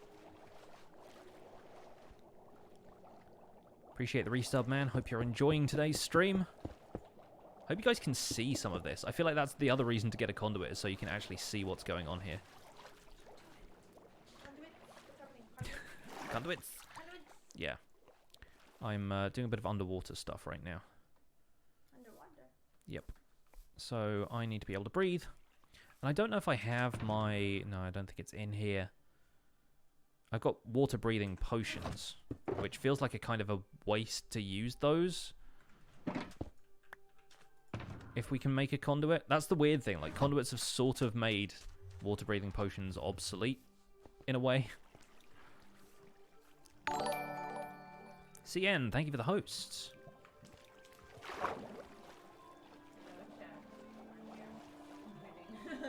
Mrs. Riffs. Being a lurking lurker. Jesse, high five! Thank you so much for the 2 months of Twitch Prime. Back to back 2 month Twitch Prime resubs. You guys are the best. Thank you so much. Saving your money for some bits, and as soon as you get them, they're going straight to me. Hey, you're allowed to save your money for other things, but I appreciate the gesture. When I started with YouTube, did I ever think I'd hit 100k? I mean, it was a... it was definitely like a far-reaching ambition, but I never expected it to happen. I never approached it with that level of, like, confidence. I said to myself at the start of this year we're going to hit 100k. And I was able to say that thanks to the support everyone had showed on the Guardian farm. Not the Guardian farm, the survival guide. I'm just looking at the Guardian farm, it's in my head. But, yeah, I never expected it all to happen that quickly. And once I saw that the momentum wasn't really slowing down, I was like, okay, we can get to 100k before my birthday. And we hit, like, a month before my birthday, and it had already happened. My birthday is coming up on Friday this week. Had to think about that for a second, even though it's the Minecraft 10-year anniversary as well, so I've been thinking about that date a lot specifically. But, yeah, we'll probably hit around 120k at that point, which is nuts.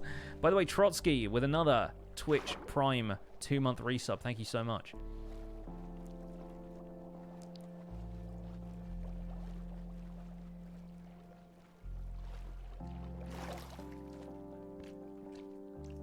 Happy early birthday. Thanks. I'm debating whether or not I want to do a stream on my birthday. Mostly because, you know, Friday is normally my day off. Like, I don't normally do any recording or streaming or anything like that on Fridays. And I would like to be able to spend some of it just kind of chilling, but I could do that anyway. And it's also the day that Minecraft's 10-year anniversary thing is happening, and they apparently have some announcements, which I don't think are going to have anything to do with central game Minecraft, but I imagine there might be like a Minecraft Dungeons update, and they have a couple of other things planned. There's that AR thing that they teased on the Microsoft Twitter account that looks kind of interesting. So I don't know if I want to stream and miss that. I don't know if I want to stream and talk about that. I don't know what the deal is with that Friday. But it would be kind of fun to stream on my birthday. I'm going to have a video out, but I'm going to have recorded that in advance. So not 100% sure what I want to do yet.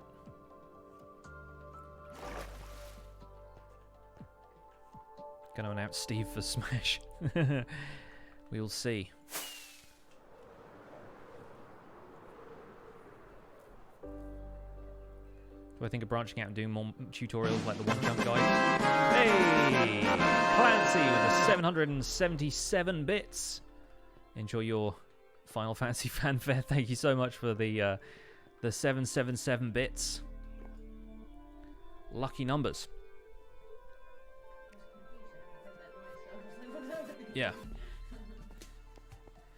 But yeah, the thing about doing stuff like the One Chunk tutorials is that those take multiple days to do, because making a single One Chunk tutorial, I've got to build it, I've got to take the whole thing down and take screenshots of it so I know how to rebuild it. I build it again on camera, and then I do the replay mod shots, I do the voiceover, I edit the video. That takes multiple days, whereas I can, in theory, do multiple survival guide episodes in a single day. So, like, if I was going to reproduce those with the same amount that I used to do, I was doing like one a week, it would take significant amount of time from stuff that I already do, and I've already got like a bunch of other stuff that I do. I already have to do stuff like Hermitcraft Recap and my part-time day job, and there's so much other stuff that goes into my routine. 73 bits as well from Clancy. May as well give you the rest. Thank you. Very kind of you. I don't know where I've put my conduit. I think it's in the backup gearbox, which is over in the farmhouse right now. 12-hour birthday stream. Yeah, exactly. Going to continue streaming from the restaurant where I plan on going out for a meal. Well, I'm not sure where that will be yet, but we'll figure something out. But yeah, it might be nice to celebrate my birthday on here. There's no conduit in here. Where is it? What? Mendelssohn, what have you done with the conduit? See, this was definitely all water-breathing potions. Oh, I know what I've done with it. It's down in the... It's permanently set up in the potions lab. So I would need more Nautilus shells if I wanted to make another one. I've got the Hearts of the Sea, but I've not got the Nautilus shells. Where's a wandering trader when you need one? There was one out the front of the house. He seems to have despawned now. Time to do some shipwreck hunting. You don't get Nautilus shells in shipwrecks, sadly. You get them from drowned and from fishing. So I guess we could do some fishing over by the Guardian farm if you guys want. But yeah, you don't get them as loot anyway. You get the Hearts of the Sea that way, and I've already got 3 of those. So not to worry. Do AFK fishing. Yeah, great stream. Like, go AFK. Good work. Well thought through. Will I ever build another base? Absolutely. I have so many plans for bases. It's just that I'm making a tutorial series, and there is limited scope for base building in a tutorial, because aside from build tutorials, there's not a huge amount of stuff that you can teach from that perspective. Do you think uploading daily except Sunday will help your channel grow? I mean, as long as you don't burn out from it, you can give it a try, but only do what you feel like you're capable of doing. You don't want to just, like, kill yourself over doing daily videos. And ultimately, it's the quality of the content that matters, not the frequency. I know everyone says quality over quantity, and I do videos 5 days a week and have done for, like, nearly 6 months now. And I feel like a lot of my success, thank you, a lot of my success is thanks to the fact that I produce content so regularly, but also, like, don't expect to grow super fast overnight, you know? Like, I've been doing this for 5 years.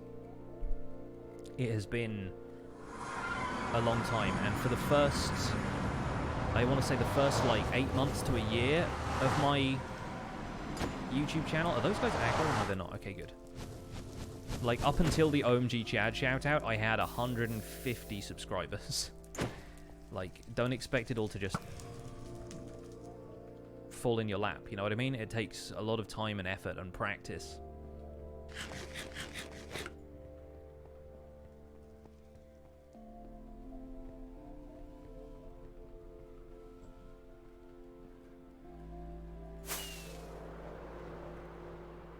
Happy birthday, I've been obsessing over your videos for like a month.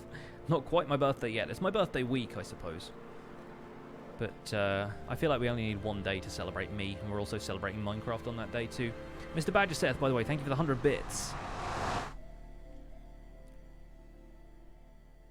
I got a shout out. Yeah, if you go back on OMG Crafts about, I guess, like 3.5 years, there is a YouTuber spotlight video about my channel when it had 150-ish subscribers, and I'd been making detailed tutorials and little redstone gadgets and like armor stand swappers and stuff. Stuff that I figured out myself. Like, I hadn't stolen the designs from anybody, but like, it was very much the early stages of my channel. My voice was completely different. I had a lot less energy back in the day. You sort of develop the energy as you go, and the gift of just being able to talk is something that, yeah, you have to work at and practice. But yeah, that was 150 subscribers one day and about 4,000 the next. Boring Azuma voice is basically what I had, yeah. But then the hype from that died down quite quickly, and obviously at the time a bunch of people started subscribing to my channel, but then because I was just making like a fairly standard Let's Play and I was making occasional tutorial videos, but most of those viewers just kind of drifted away after a while. In order to lock down an audience that's going to come back every video you make, then you have to be doing something pretty special. Do I remember Stampy? I do remember Stampy. Is he, like, gone? I'm pretty sure he still does stuff. I don't know if he still makes Minecraft content as regularly, but I never used to watch him all that much, but he was everywhere back in the day. Like, he was what every kid would watch.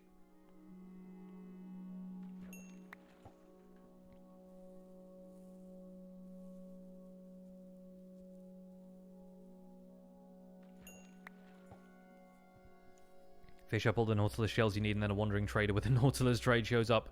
Inevitably, yes. Would still be better luck than I had getting blast protection enchants earlier, so I'll take it. Either way, I will take it. His last Lovely World video was a Christmas special. Ah.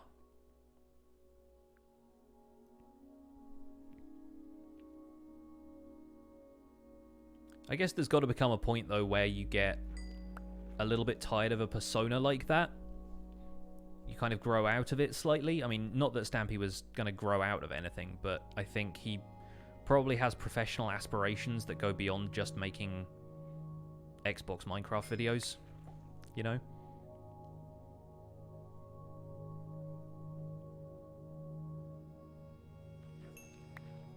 But videos like that are the equivalent of like what Saturday morning cartoons were for me. That's just how kids enjoy stuff these days. It's fun. He's the reason that your kids got into Minecraft and hence why you got into Minecraft. That's cool. What do I do for my part-time day job? I make video tutorials. Weirdly. But for software companies.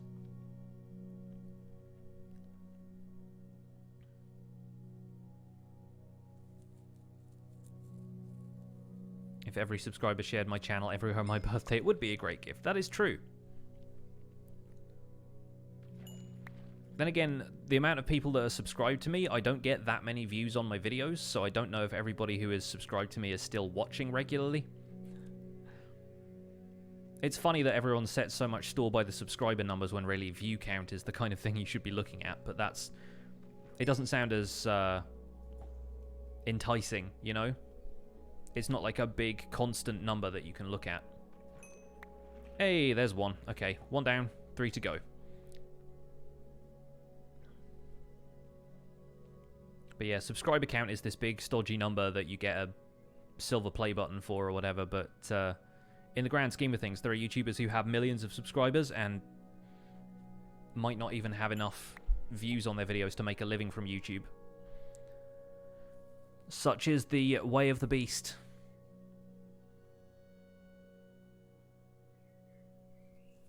Can I go to my old XP farm? No. I mean, I can, but I'm not going to. Here's a quarter, go buy some Cheerios. Like a small bag of Cheerios. One of those little variety boxes. I think even those cost like a couple of quid because you have to buy them in a multi-pack. Also, that's like 20 pence in the UK, so that'll buy me like one Freddo.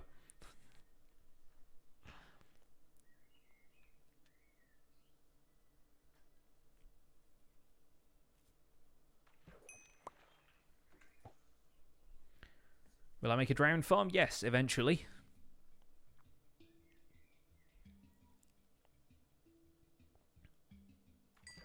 The plan, as always, is to do everything eventually. Subscribed to someone with 6,000 subs in his last video, got 26 views. Yeah, no, exactly. That's kind of the situation I was in maybe like 6 months after the OMG Chad shout out. Like, I was back to getting 120, 130 views per video because I was just making a bog standard Let's Play series at the time. Also, the YouTube algorithm plays into that stuff, and sometimes the stuff that you make doesn't get promoted, and if you're making a whole different variety of series, it can really impact your channel, which is a shame because diversity is what makes this platform great.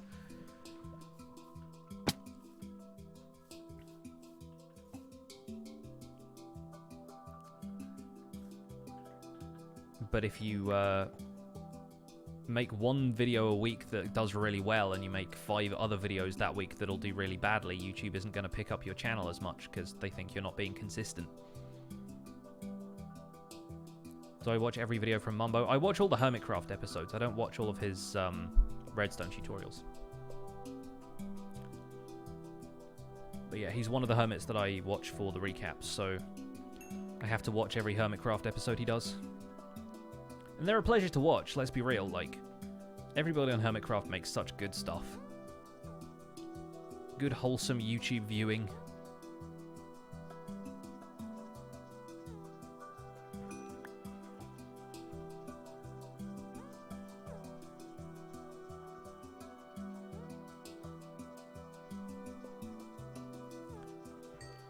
at my current rate of growth, when is 1 million projected to be? I don't know. Let's while we're casually fishing, let's look up my Social Blade stats because that's something people do on a Twitch stream.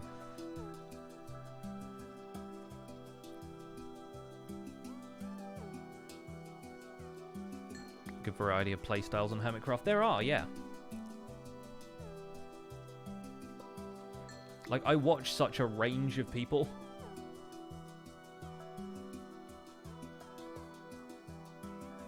Let's see. Future projections. This is always a fun place to go on Social Blade. It's always a place to go, oh, here's how well I could be performing. And sadly... ...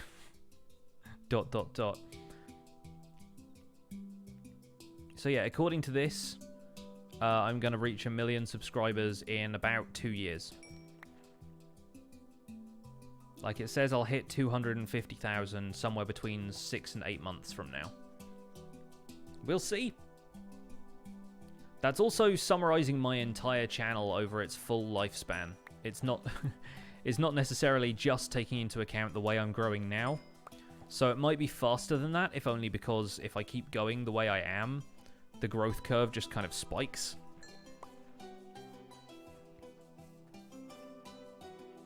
Then again, that's also taking into account that the reason Minecraft channels are doing so well lately is because everyone's interested in Minecraft. If that interest drops off again in future, then so does all YouTube channels' activity at that point.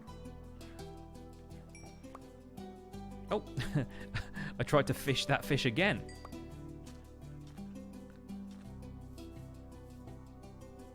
Do I read the chat? No, not at all. Do you ever consider doing a Patreon contributor world tour mini-series? I have done a couple of Patreon tours in the past. Oh, what was that? Sharpness 3, Loyalty 2. Imagine if that was a Blast Protection 4 book. Can you imagine? But yeah, I would like to do that stuff in future. It's just, again, like, finding the time, finding the right occasion for everybody to be online so they can show you their stuff. And in the past, activity on my Patreon server has always gone, like, really high at the start and then has gradually gone downhill with only a few people still playing towards the end of, like, the season's lifespan. We've just done a reset, so doing it now would seem a little bit, like, unnecessary. But if everyone kept playing and there were still tons of people playing when it was ready to move on to the next version and reset the world, then it'd be great to do a tour. I think we did a tour for Season 3, I think it was, because the spawn area was just built up so much, and there was so much cool stuff there.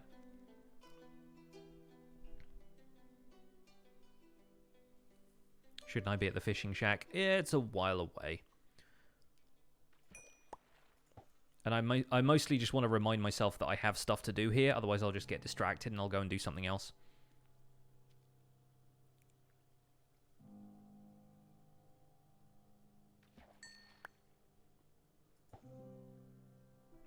Been watching YouTube channel for a while now. This is your first stream, actually making it in time for your stream. Cool. Glad you can make it.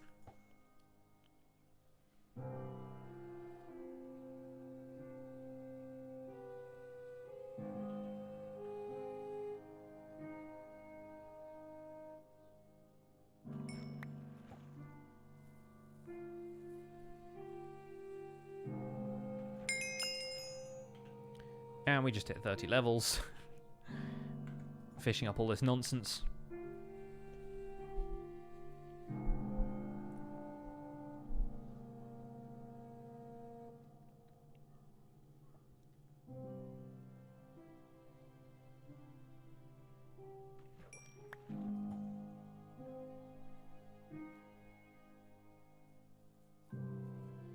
Is England my city? What is that even from?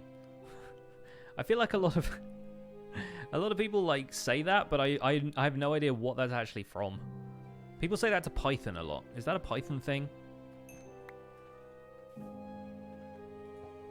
Kill Drowned, they have a lot of Nautilus shells. The thing about Java Minecraft is that Drowned only drop Nautilus shells if they're holding them in the first place, and finding Drowned when you're looking for them is actually quite difficult.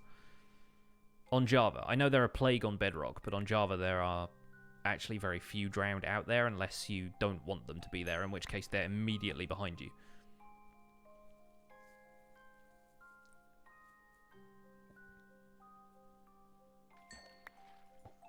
None of this stuff ever washes up on the beach. No, just squids. It's just the squid that end up on the beach. Have I seen the Minecraft 10-year map? The Blockworks one? I haven't, actually.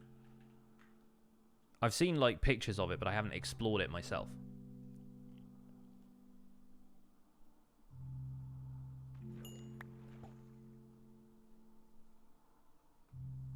Plan for today's stream is to do a little bit more work around this Guardian farm.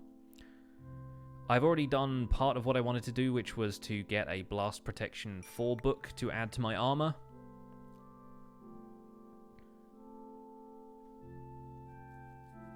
Did I drop the fishing rod? Yeah, it just has Curse of Vanishing on it. I threw it back. It's going to despawn anyway.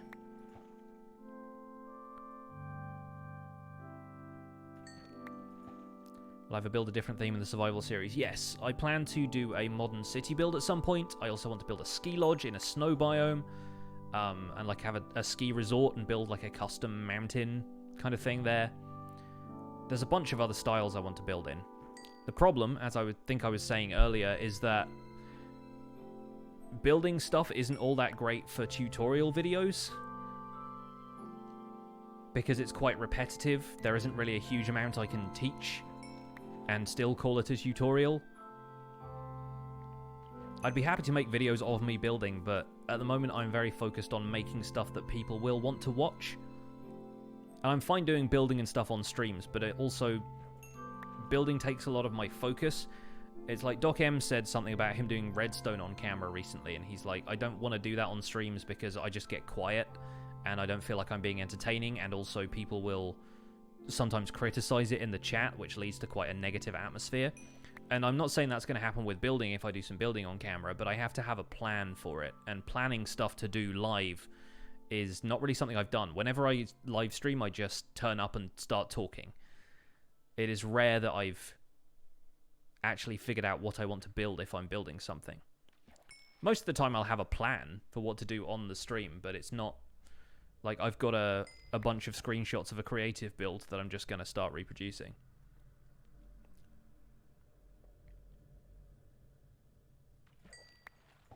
Yeah, at some point I plan to revive the... Oh, there goes the fishing rod. Yay!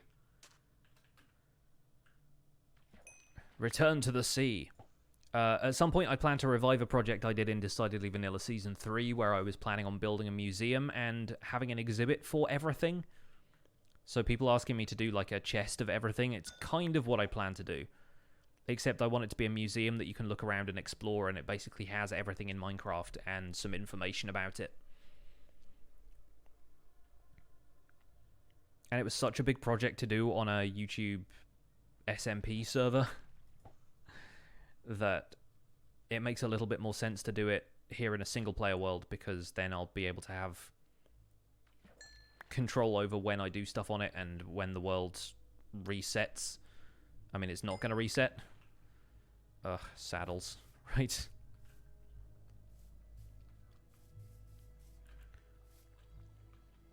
But yeah, like, rather than just having exhibits like, here is a block, like, if it was just like kelp block and then something with a sign on it. I want like an exhibit per block in a way to be like, here is this block and what it does and how you craft it, and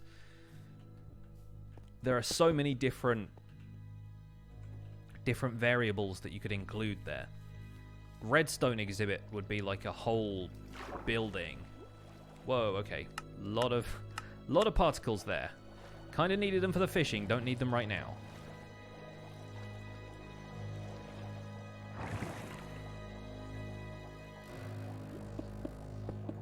But I want to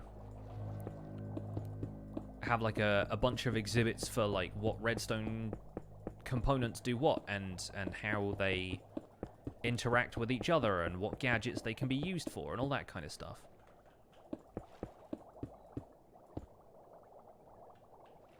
I love the idea of doing that. Why do I need Nautilus shells? For a conduit, which would be very useful to have right now. The main reason I'm placing the glass now is so that I can get it out of my inventory, because I want to pick up the rest of the loot from this AFK fishing. Not AFK fishing, it's just fishing. Like, how I just appended AFK to that casually, like that was actually what I was doing.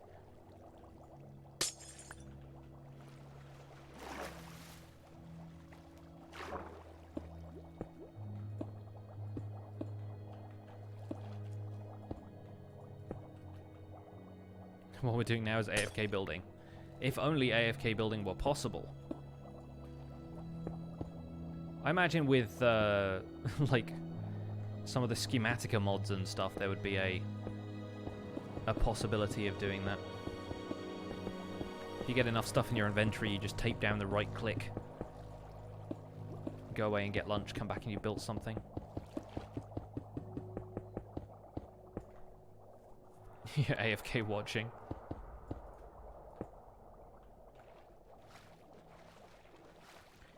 Yeah, it's tempting to just get water breathing and night vision potions at this stage, because it's so dark down there.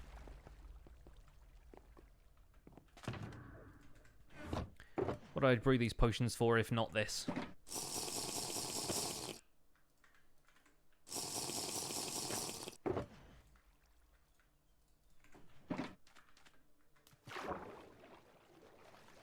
Slightly nicer for you guys to see that, isn't it? When I bring over the existing conduit, because I'd forget to put it back and it'd be this whole thing. It's actually quite useful to me over there in the swamp. I've been building some stuff underwater over there. Yay, now we can actually see things when they happen. Also, the night vision icon is so different. I haven't really seen that. Water breathing is just the bubble particles. Night vision is like... it's like an eyeball, but also a wizard's hat. Yensid, is that you?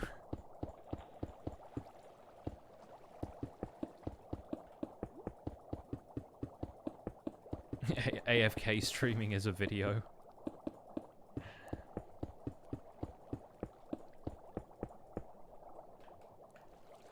Well, there we go. We used all of a minute of night vision and water breathing, and now I have run out of glass again. We could do some fishing from underwater.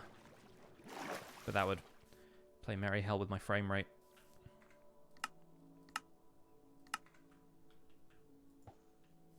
So now we can see the fish coming from miles away. AFK tutorial.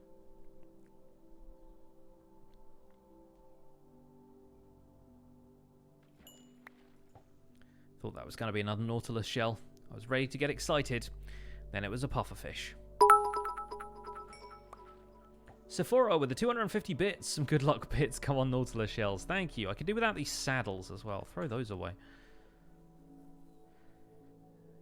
Anybody who thinks saddles are worthwhile loot, you are incorrect.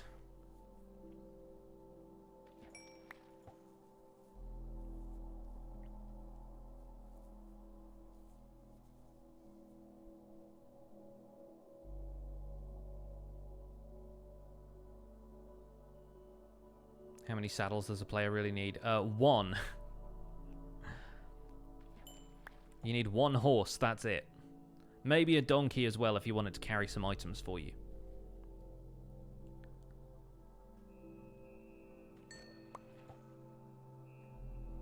And let's face it, nobody really needs a horse anyway.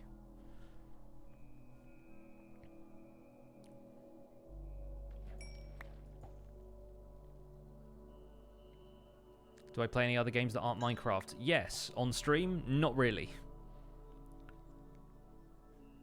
I used to play the Final Fantasy series on streams. It got me 20 viewers per stream, maybe? And it's not always about the viewers, but when you can have an audience of 250, it's just nicer. I don't mean that in a way of being like, oh, you're just looking for the highest amount of viewers, but it's just nice to have people to talk to in the chat. That's kind of the point of streaming. And if I can play this game and not feel, like, horribly burnt out by playing Minecraft all the time, then I will happily do that.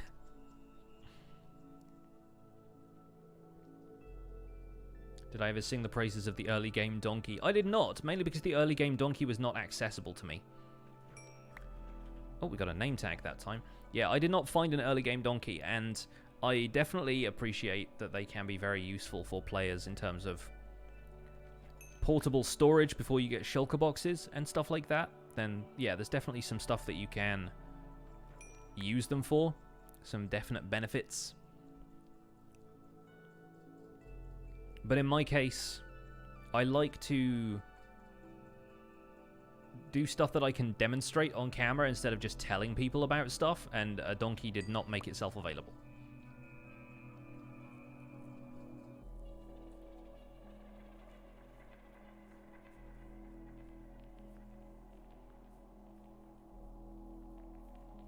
What does a mule do? The same as a donkey, basically, but you can't breed it. You said early game donkey and you thought about Graveyard Keeper more quickly than Minecraft. Yeah, we played Graveyard Keeper a while ago, didn't we? That was a thing for a bit. Saddles had a crafting recipe, they'd be irrelevant. Saddles are already irrelevant. The Illager beasts drop saddles and you're like, why? It's not like we can ride you now. Left-wing talking donkey. Communist talking donkey.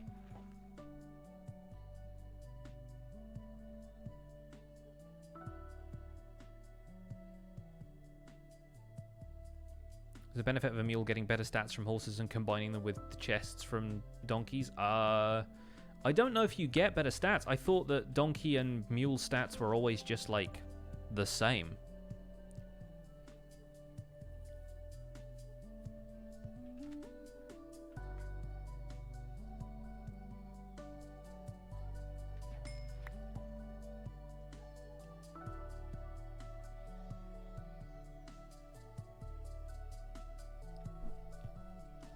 Why am I fishing? To get Nautilus shells. So far I have one.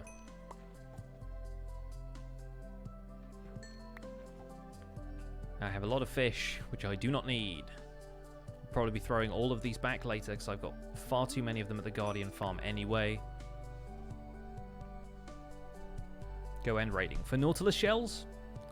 Not going to find any there.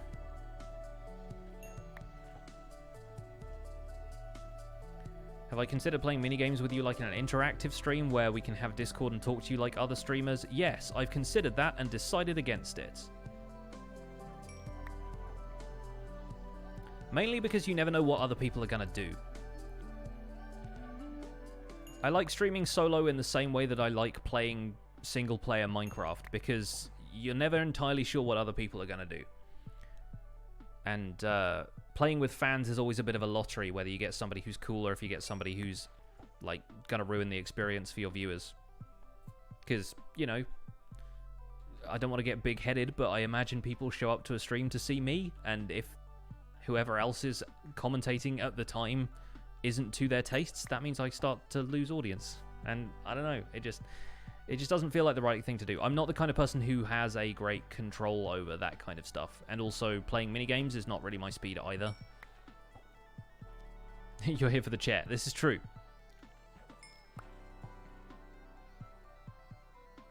Did I hear about that 5-year hardcore world coming to an end? I did. I think we discussed it on the Spawn Chunks last week, or we're going to this week. The Mondays are just starting to blend together at this point. But yeah, we definitely chatted about it, or intend to chat about it on the Spawn Chunks.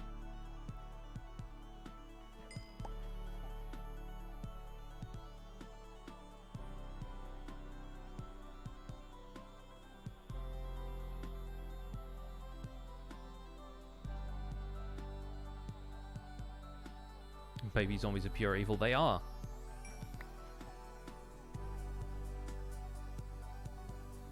He started a new world and lost it to an end glitch within a week. Yeah, starting a new world right now is probably kind of rough. There's probably a lot of issues with starting a brand new hardcore world in this update. Not least of which is pillagers.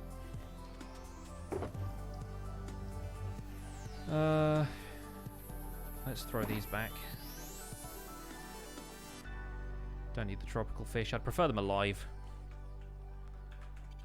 And I guess we'll put the actual loot in here for the moment. The blaze rod is not a thing.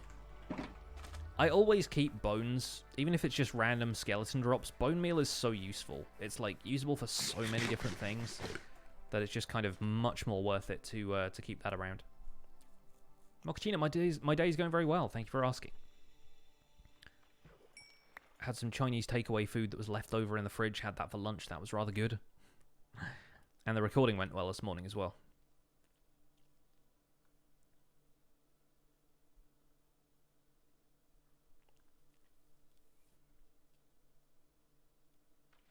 How do you catch live tropical fish? Get a bucket of water and then find a live tropical fish and right-click on it with said bucket. It's been in the game since 1.13. You can now have live fish, and then when you place them elsewhere in the world, they don't despawn either. You don't even have to name tag them. It's pretty good. If we hop down here, I can try and find... What are we going to get in, like, cold ocean? Probably just, like, regular cod. Deep cold ocean.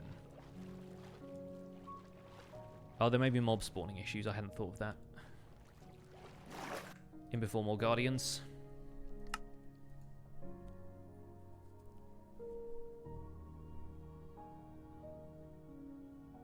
Yeah, you can name them in the bucket. That's something I hadn't thought of.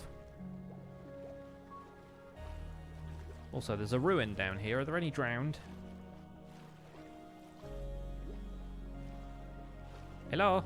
Who is it? Oh, Luck of the Sea 1. How nice. I'll take the coal, though. There you are. Hi, friend. There's some fish.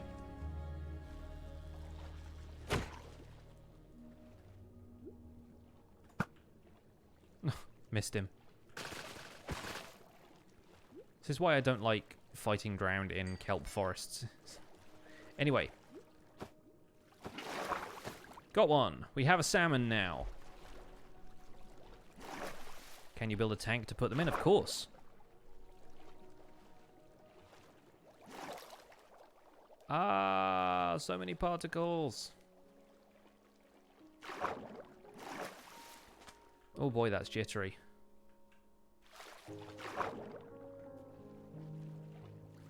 That's like...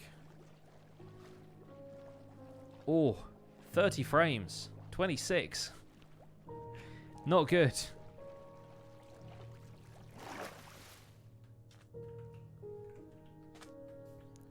Yeah, like, I can dig a hole. Put this guy in here. And there he is. He's just going to be there permanently.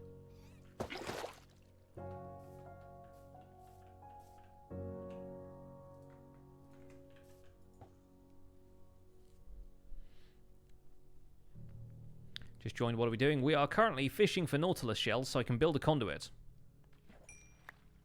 I might actually go back and do this at spawn, mainly so that my frame rate doesn't completely die. But also because while I'm there, I can leave the glass to smelt. Which is something I hadn't considered previously, but I'm running out of glass.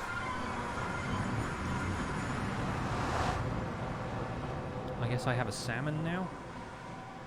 What happens if you put a bucket of fish in the nether? Oh. Well, enjoy your existence.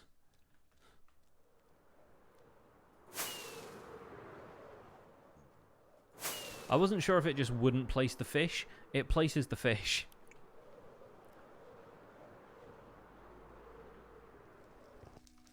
Question is, can I now recollect a fish from the nether? I don't think that fish will survive. But I wonder if I can recollect the fish if I have a bucket of water on me. Will I make a YouTube video about conduits? I already did. It is episode 50-something of Survival Guide. It's called Conduits and Coral, so you can't really miss it. But yeah, I can go and fish over in that pond over there. Or in this one over here. And that will be a place where I can AFK or just fish near the smelter that's smelting all of my sand.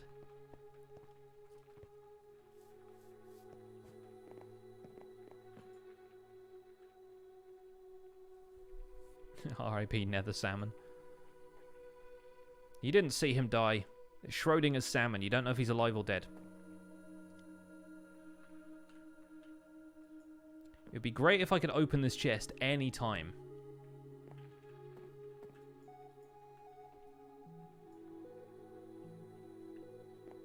Hello? Norman?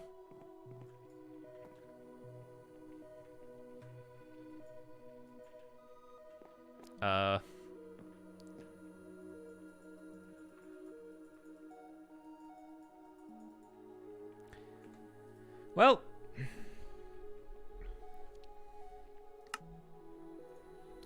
the chest stopped working. There we go. Thank you.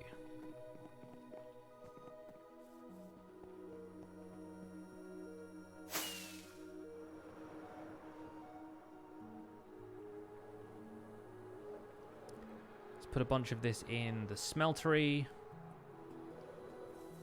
Whoop. Chests are just decorative now. Pretty much.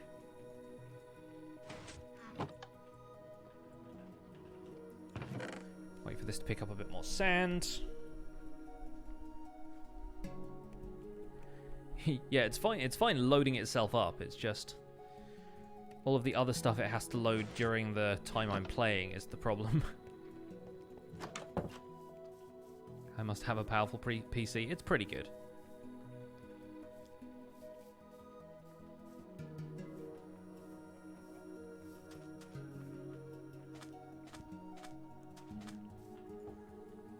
This is my new fishing spot.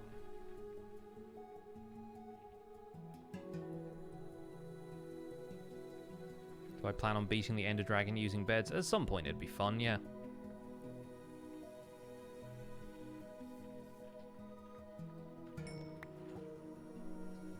There's a lot of different ways we could try beating the Ender Dragon. I do want to do what we did on the Division SMP, where we basically built a circle of redstone up in the sky to drop TNT on all the end crystals when they generate. The problem is there's a high chance of the dragon destroying it in some way.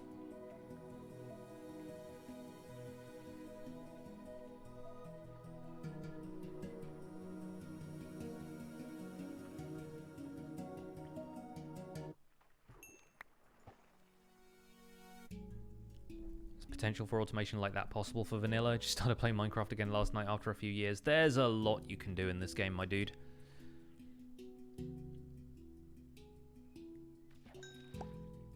We did that in modded 1.10? 1.12? I forget what it was at the time.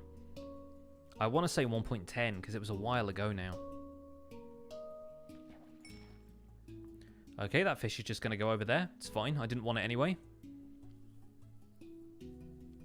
No way you should be able to get salmon in a pond. I mean, yeah, tell that to the puffer fish and the tropical fish that just appear in every possible body of water.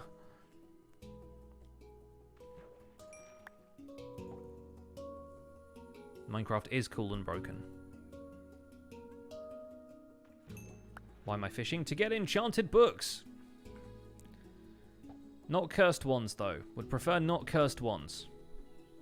I can't even prank anybody with that. This is a single-player world. Get your act together. Be reasonable.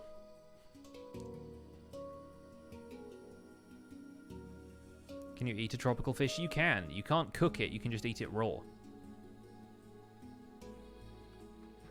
It is one of the many foods I ate in the episode where I ate all the foods but one.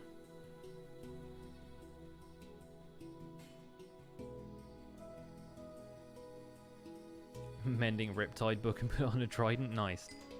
That's it's a good find. It's always great when books with multiple enchants have like enchants that can actually apply to one thing.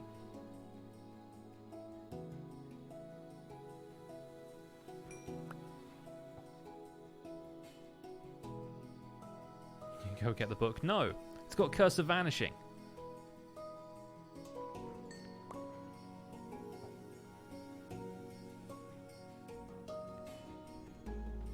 Actually useless. You can't even disenchant cursed books.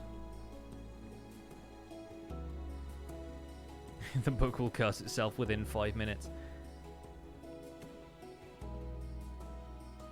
What does Curse of Vanishing do? If you put it on any kind of tools, if you die with that item in your inventory, then it just disappears when you die. Like, it doesn't you have no chance of getting it back. Even if you got back to the spot in 5 minutes, it just deletes the item. So yeah, it's bad. It's not worth having. Unless I had some kind of challenge that I wanted to do. But I have a villager who trades me Curse of Vanishing books for like 2 emeralds anyway, so I don't need it. Would rather not have it if I'm honest. Your items decide to play UHC, basically is what happens, yeah.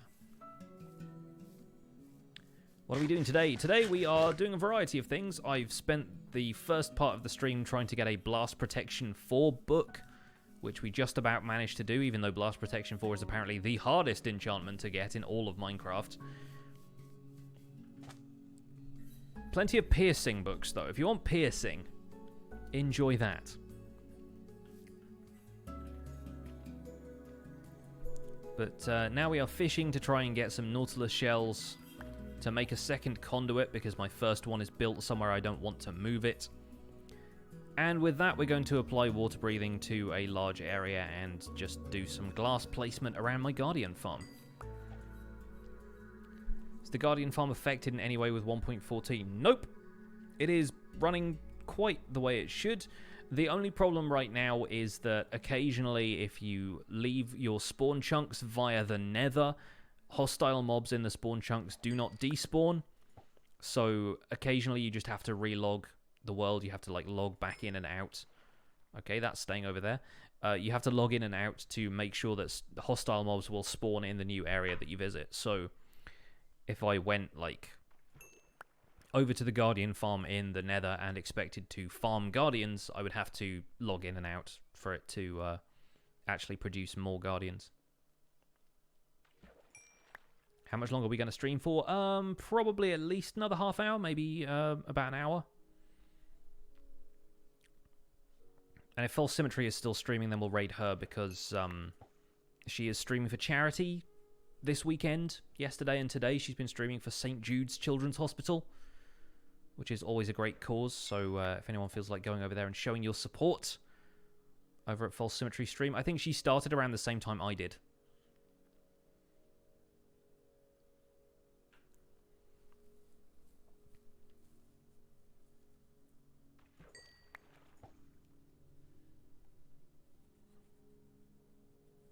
You have like 3 Blast Protection 4 books and you haven't even used them. Thing is, like, yeah, I had 1 or 2 lying around from when they weren't super useful, but like naturally as soon as something becomes useful again in Minecraft, you just can't find it.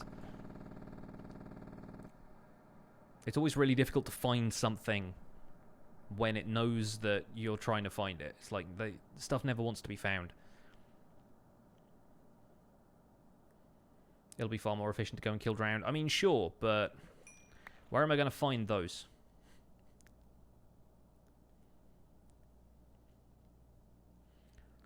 Killing drowned doesn't get me fun loot like name tags and enchanted books and pufferfish. Why are they useful now? Because all of the protection enchantments can now be stacked on a single piece of armor. So you can have armor that has projectile protection, blast protection, and fire protection in survival all at once. That's like how vanilla enchants work now.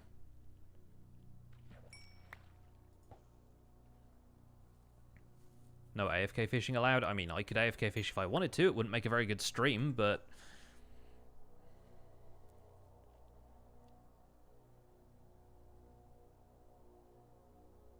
yeah, you can stack enchantments just the same way that you used to be able to combine books and items. Like, it's no different. It just means that you can get all of the protection enchants now.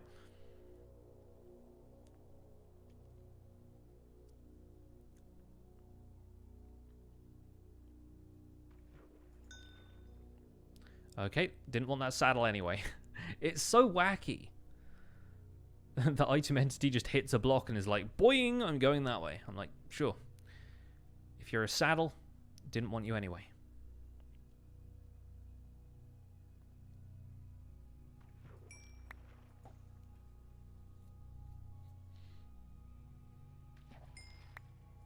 AFK fish and chat. I mean, it's kind of what I'm doing, except I'm actually looking at the fish.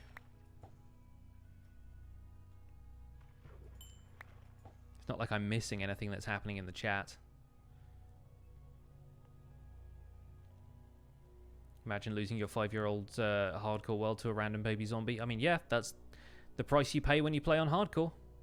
You're going to have a silly death at some point. There we go. Nautilus shell number 2. That only took us about an hour. Where's the minecart rolling in my subtitles? It's just a glitch. It's something that happens when the game loads a chunk in the distance. Like, there's just a subtitle error that comes up and it says minecart rolls. It's not actually a minecart rolling. There are a lot of abandoned mine shafts in the world, though, but I don't think it's actually part of that. I used to think it was something that happened when you sprint jumped. Like, they used the minecart rolling sound effect as part of your jumping sound. But I don't think you really have a jumping sound. I thought it just, like, played it really quietly or something. How old was I when I first started playing Minecraft? It was 5 years ago, so I would have been, like, 27. Probably 26, actually, because it was before my birthday.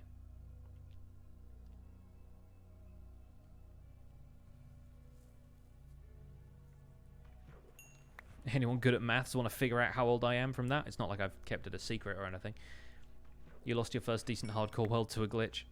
I lost my first... I mean, not my first hardcore world, but I lost a hardcore world that I was streaming to an Enderman pushing me into the void. That was tragic.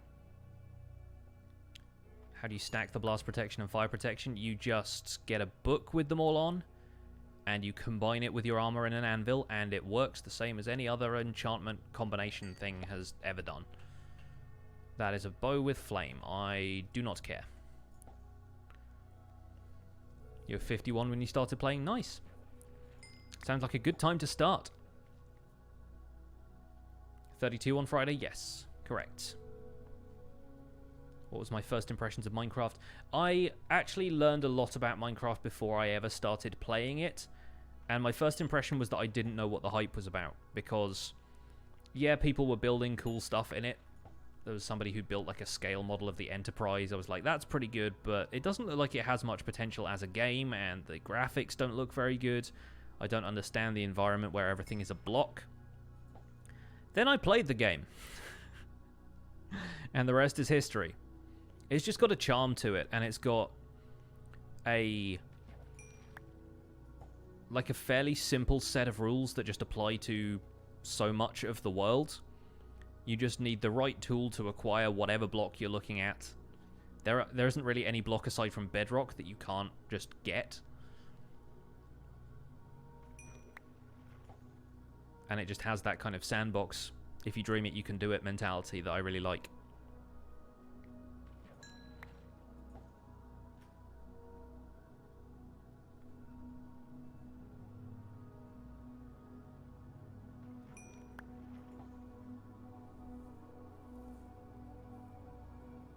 Minecraft is like 50% of why you look forward to retirement. Fair.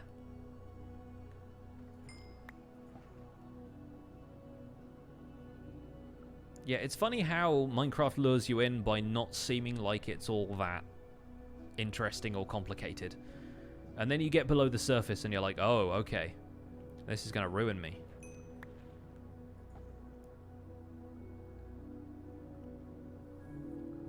You can't get command blocks. Yeah, but you don't see them in the world, do you? I'm talking about the environment. You can just do whatever you want with any of the blocks that you see as you're exploring in survival.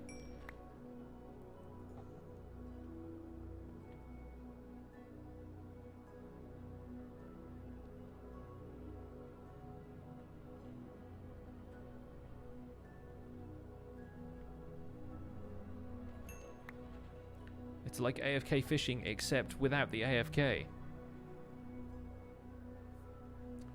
Just fishing, then.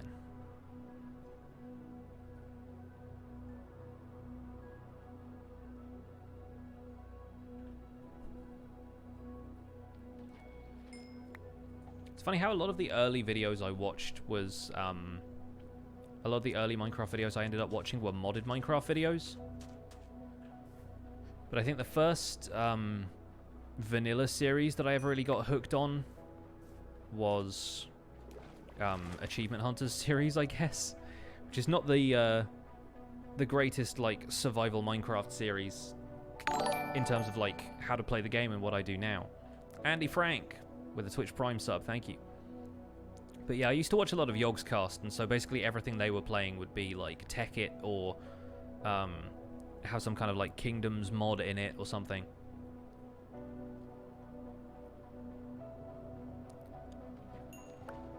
Or it'd be like, you know, Galacticraft and all of these extra mod packs and stuff that they were playing. Because obviously I started watching stuff in 2015 when the modding the modding scene was alive and well and probably just getting started on 1.7. How is that grass placed on the sand? It's not been placed there. It's probably just a world generation thing that I never went and like corrected it. And sometimes when it generates like that, it just happens. If I update a block next to it, it's probably going to remove it. Like if I go and place some stone by this one. Yep, see? It's not meant to be there. Do I already have the Heart of the Sea? Yeah, I've had 3 of them for a while. They're the easy part, because all you need to do is find a treasure map and follow it. That stuff's easy. It's the Nautilus shells that are the hard part.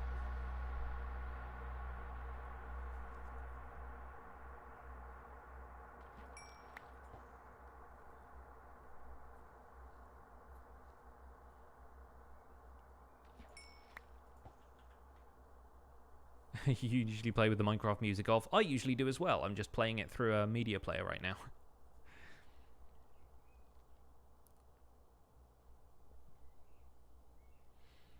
I think I've probably smelted all that glass by now. Let's find out. See if we need to throw some more sand in it. Why don't I use an AFK farm? Because I'm streaming right now. No point in AFK farming if I'm actually live on stream. May as well have some input. Am I going to update the iron farm? I'm going to completely rebuild the iron farm. Nice.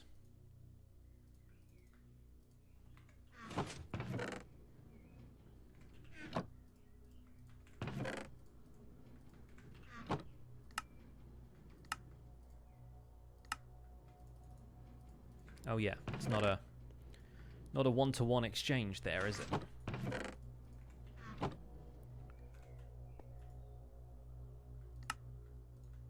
It's a lot of glass to dye light grey. ATK fishing at the keyboard, yeah. That's what we're doing. You can get Nautilus shells off AFK fishing, yes, but that's just fishing, though. AFK fishing and fishing are no different, except one of them involves player input and the other one doesn't. I find it weird people talking about AFK fishing like it's somehow a different process. It's just tricking the computer into thinking you're fishing.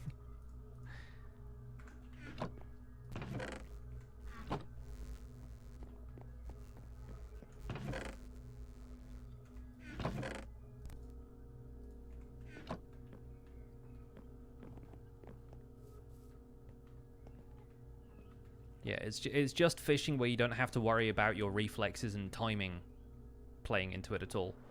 But I'm using the same equipment that I would if I was AFK fishing. Using the same, like, fishing rod. You get the same odds of stuff popping up. It's basically the same thing.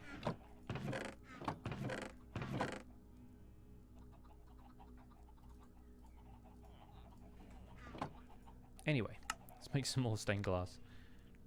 And I need to throw some of these in the pantry. Might as well.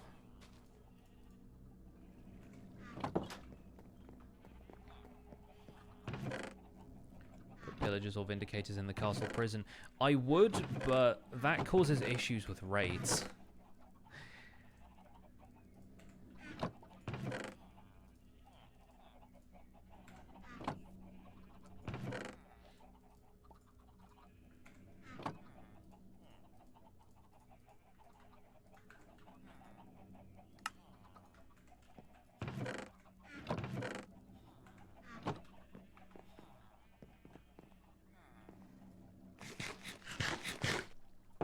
Why am I making stained glass? Because we're decorating the Guardian farm with it.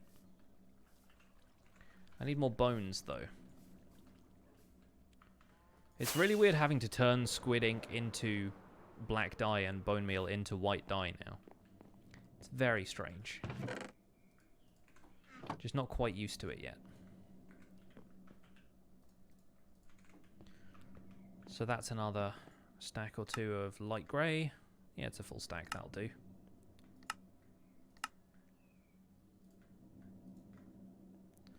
Very good. We're going to do a raid on the new village once it's complete. Probably not. I think I'm done with that village for now. I didn't really build it with raids in mind. I do plan on going back to the village where I lost my first raid and making that one better defended. So I think that's probably what I will do.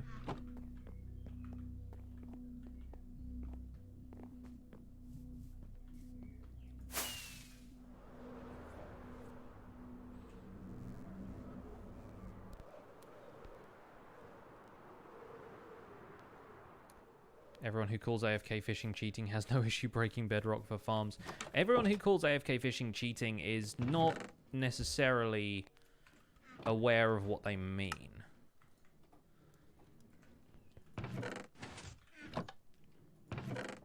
Like, it's not cheating so much as it is an exploit that some people are unhappy with, but that's not as snappy a phrase as cheating.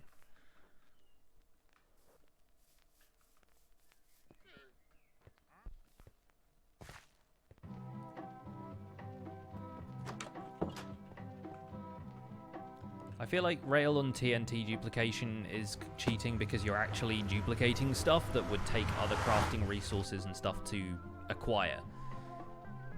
That feels different to me, even though I don't necessarily disapprove of that. It's just a different approach to playing the game. It's a different exploit. And it's probably something I will end up using just to demonstrate it, if nothing else. But, with AFK fishing, it's not like you're acquiring resources that you wouldn't acquire just by doing that activity manually. Whereas duplicating TNT, it's like you would have to craft that TNT with sand and gunpowder that you would have to acquire through some other form of effort. AFK fishing is just a way to trick the game into constantly fishing for you, which you could do anyway just by standing there and right-clicking when you needed to.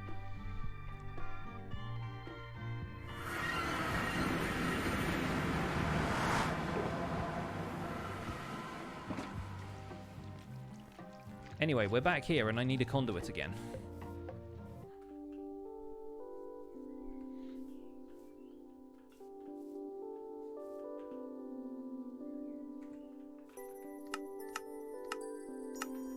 But let's go and place this glass anyway.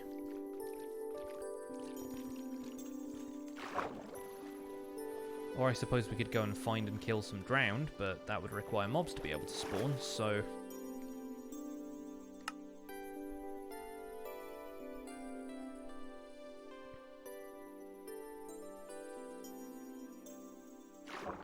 There we go.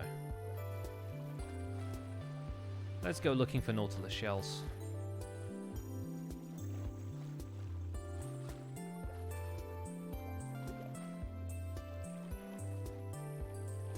Do tridents count as projectiles? I assume they do, right?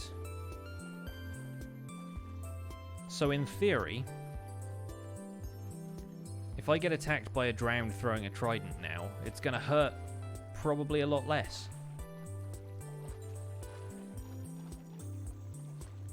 Because I got my hench armor on.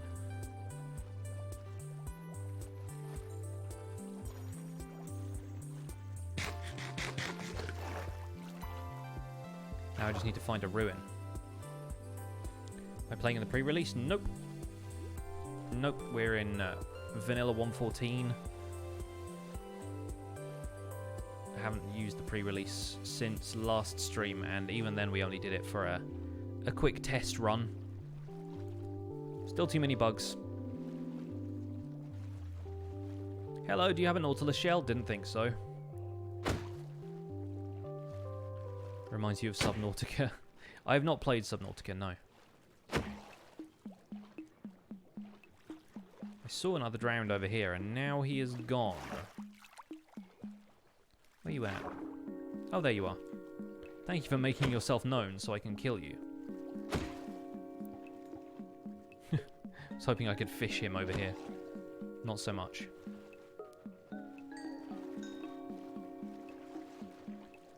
Any more drowned? Any ruins anywhere that I can scalp for Nautilus shells? Did I find a coral reef yet? Yeah, a while ago. That's in the same episode as conduits. I forget what the coordinates are. I think it's like negative 1700, negative 1700 or something appropriately even like that. Lads, lads, lads.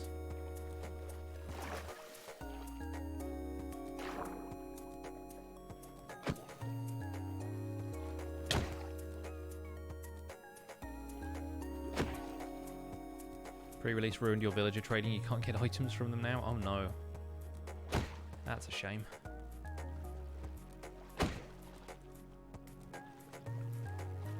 So I'm pretty sure I've been to this ruin before.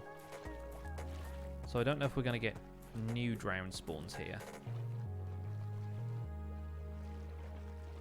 You know how sometimes they will generate with these structures? There's gold nuggets in here. And a Luck of the Sea 2 fishing rod. Do you have a Nautilus shell? No, you do not.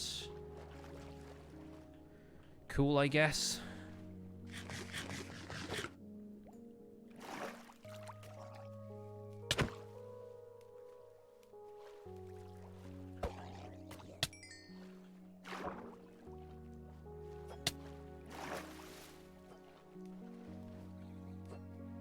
Oh. There's a guy throwing a trident at me. I thought I was just taking suffocation damage. Again. This armor is OP. I feel nothing. Sound like that guy from God of War.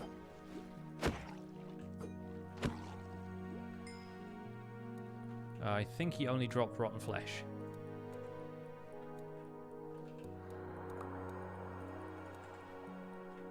Yep, sadly no trident from you. This guy just has a fishing rod. Hi.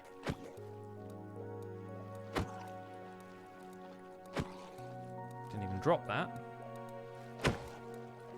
Don't they have better spawn rates than War Motions? Not typically, as far as I know. They just spawn underwater. It may differ from version to version, but...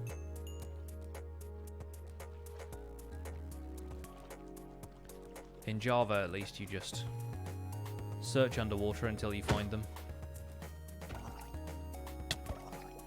And they have completely different rates of, like, dropping or holding anything than they do on Bedrock Edition, too. Have I thought of making a drowned farm? If I had actually made one so far, I would be using it right now, but yes, I have thought of making a drowned farm.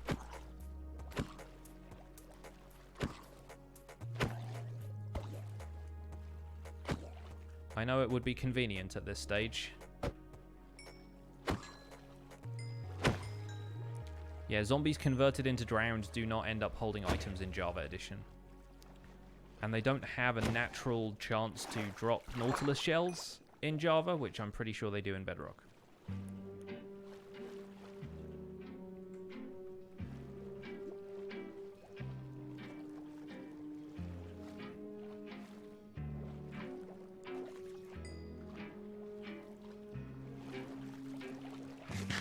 So yeah, this, not much faster than fishing, as far as I can see.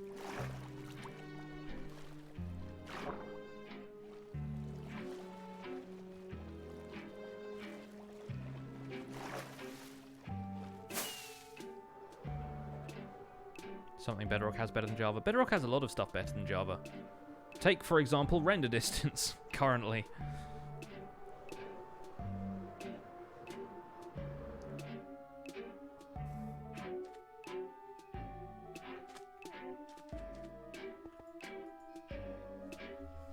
Then again, it can be a curse rather than a blessing, because I gather drowned just spawn in all the rivers all the time in Bedrock, so some people don't enjoy that.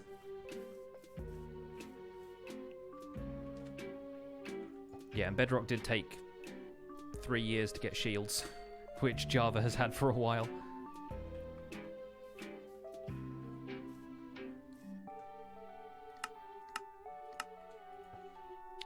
I agree that phantoms are the worst mob. No, endermites or silverfish. I mean, at least endermites have some sort of use. They're pretty terrible, but I think phantoms look much cooler than endermites.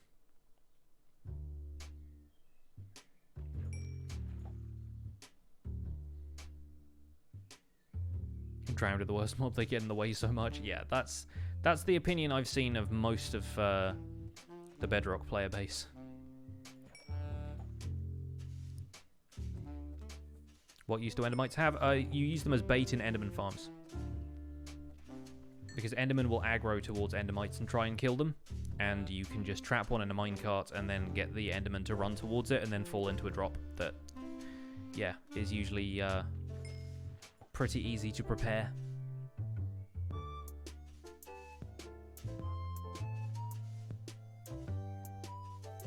And yes, Phantom Membrane is useful for repairing Elytra.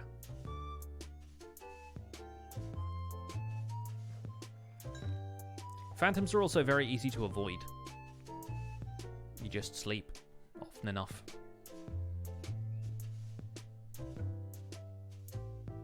They're annoying when they show up in large quantities, but there are very easy ways to avoid them.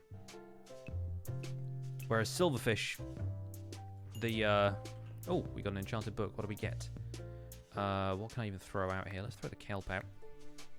Unbreaking 3, an actually useful enchanted book from fishing. Unheard of. Yeah, Phantom Membrane is for slow falling potions and repairing Elytra. So that actually makes it kind of useful.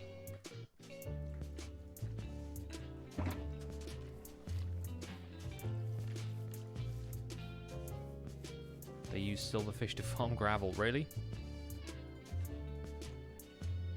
Then again, you don't really need to do that in standard survival, so I still stand by silverfish being rubbish. Using silverfish to farm gravel sort of sounds like it should be a data pack thing to me. Did I hit partner yet? Nope. I'm not able to reapply for the Twitch partner program until May 20-something, I think, like May 24th.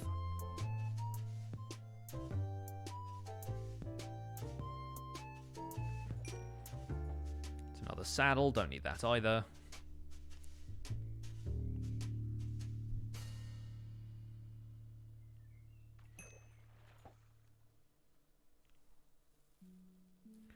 Making Nautilus shells more common would be kind of nice. You can trade them from wandering villagers now. Just that wandering traders. None of them seem to have shown up for a little while, and they're not guaranteed to have them either, which is kind of the worst. I feel like next time we see a wandering trader, if he's got Nautilus shells, I'm just going to buy a bunch, because this kind of sucks. Can you block attacks with a sword? Not anymore. I don't think you can on Bedrock now either, which you used to be able to, because Bedrock didn't update combat the same way.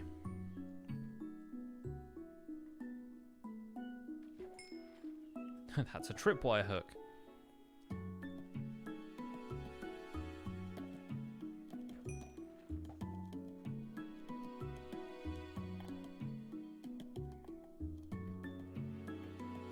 How many Nautilus shells have I got so far with fishing? 2. I have 4 back at the farmhouse, though, that I got previously. So I only need 2 more. But it's taking a while.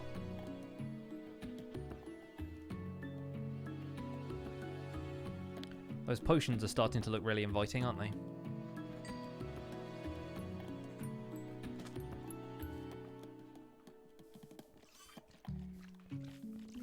Time to bust out the potent potables again.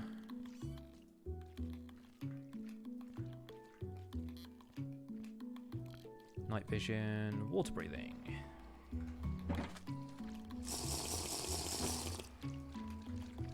What are the enchantments? All of them. Aside from the curses, it's like maxed out. Wouldn't go fishing with anything less. Ah, my frames, my frames. Suddenly it's like 40% CPU. No, probably not that much.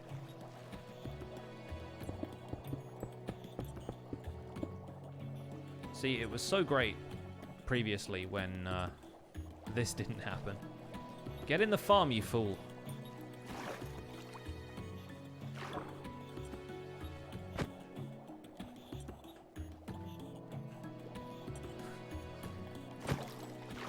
Get in the farm. Alright. You won't play fair. Hey, Chosen, how you doing, buddy? Welcome to the stream. Hope you're having yourself a good day.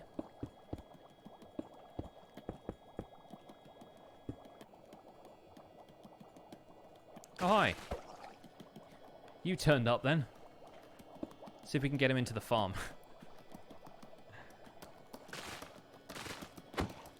Yes! Haha! Be farmed! One of my guesses on the next big update. Something to do with combat again. That's as much as I can guess, really.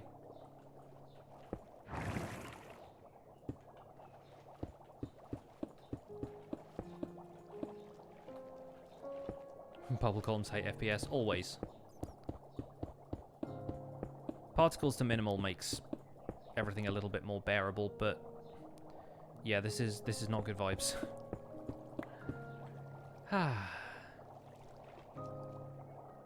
Can you cause global warming in Minecraft? No, not so much.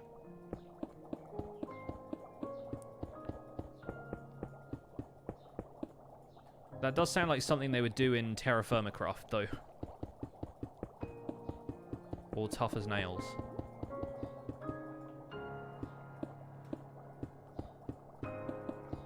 Let's face it, as far as emissions goes, Minecraft is kind of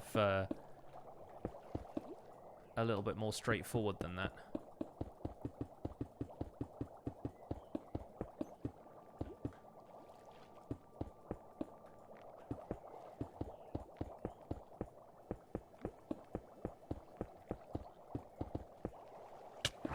Ah! Freaking make me jump. That's the problem with doing all this ocean work. If it's not the Guardians are going to get you, then the Drowned will. Where are the Guardians right now? Oh, they're all over there. Okay, good.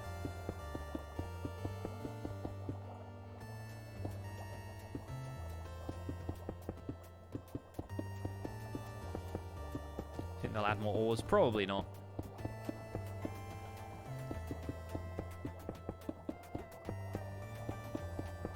I think adding more ores doesn't really solve anything unless they're used for something completely different and new. It kind of means overhauling some of the things that make Minecraft as straightforward as it currently is. What do I want the update to be about? I don't know, to be honest. I'm not that inventive when it comes to thinking up stuff that I want in this game. My answer to, like, what do you want in Minecraft has been the same for the last little while, and it's not something to base an update around.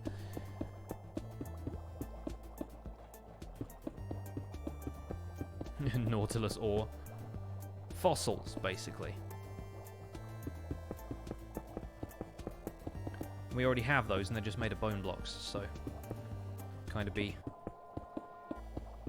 overwriting something that already exists. 115, the cake update. Add sweet berries to the cake recipe. It already looks like they have them anyway.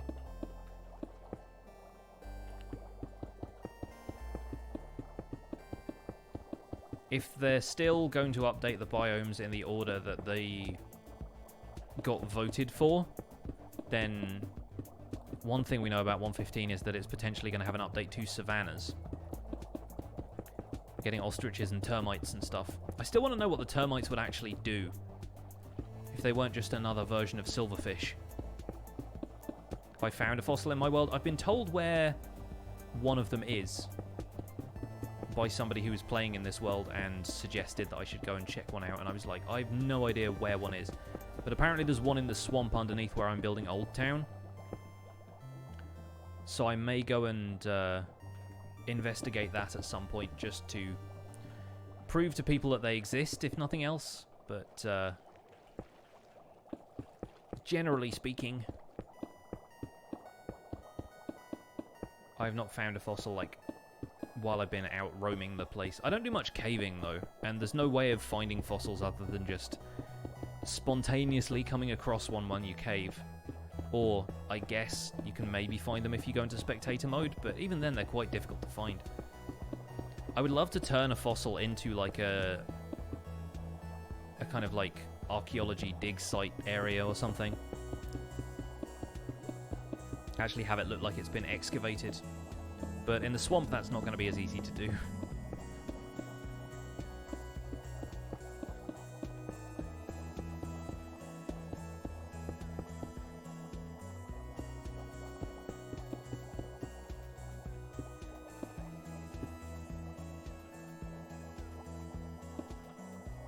What are the uses of bone blocks? You turn them into bone meal, or you build with them.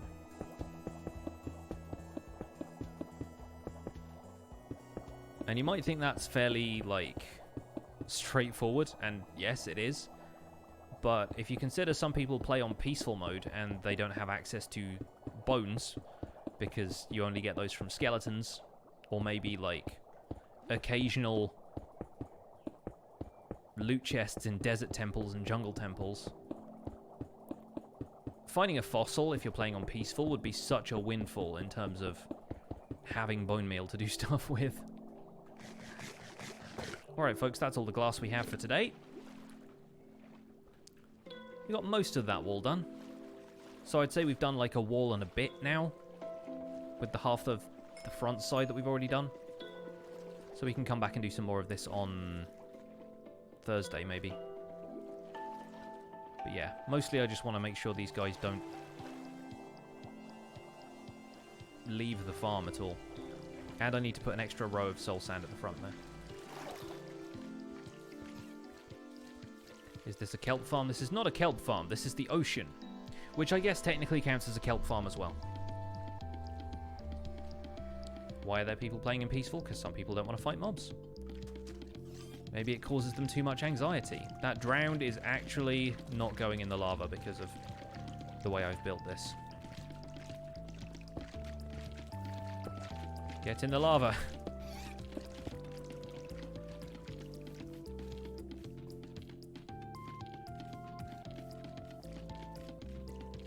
You just change the difficulty for a bit. Yeah, I mean, there's some people who just, maybe they don't have the manual dexterity for, like, fighting mobs in tense situations. You know, there's a whole variety of people who play Minecraft.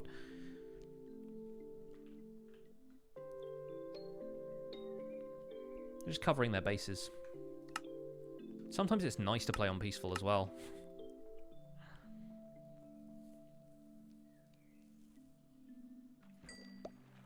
Building something out of bone blocks and nether brick would be so metal. That's just the whole aesthetic of the nether is pretty metal, generally.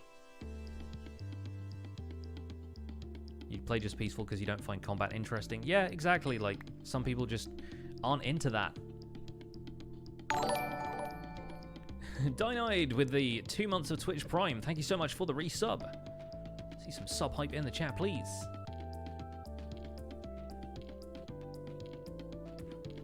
Does the general mob farm still work in 1.14? It does. It's probably not as efficient as it was, because apparently there are some bugs with hostile mob spawns, but that should be fixed in the pre-release for the 1.14.1. But in the meantime, in 1.14 flat, it works fine.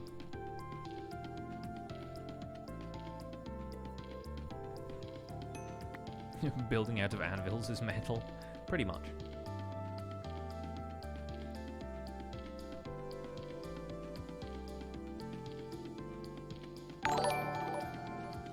Chosen Architect with the sub as well. Thank you so much, buddy.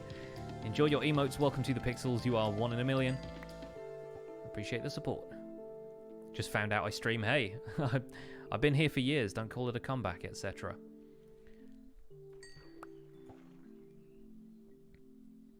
Been an affiliate for like 15 months now, I guess. But yeah, here we are doing our thing. I should add a new dimension. You really enjoyed Ether and Ether 2. I feel like adding new dimensions is also one of those things like adding new ores that everybody suggests, but there are good ideas for them out there, but they would be too close to copying something someone else had already done. And it feels like a kind of lazy way of making a big update, if that makes sense to me. You know, like... It's like, add a new dimension. Oh, it's exciting. And, I don't know, then... After a while, there just ceases to be anything special about it. There are so many inventive dimension mods out there that I feel like whatever Mojang made might not measure up, in a way. If you just look at stuff like Between Lands and the Twilight Forest and stuff, there's so many good ones. And they would have to guarantee that they were doing something that didn't just look like they were stealing mod authors' ideas.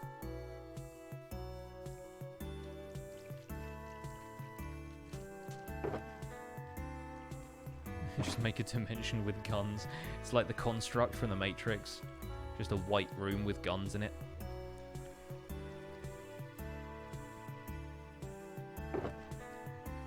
I'm not going to keep this bow. What am I doing? Let's fish this way for a while and watch the Guardians just fall into the farm. What enchantments are on my fishing rod? All of them. Everything and the kitchen sink.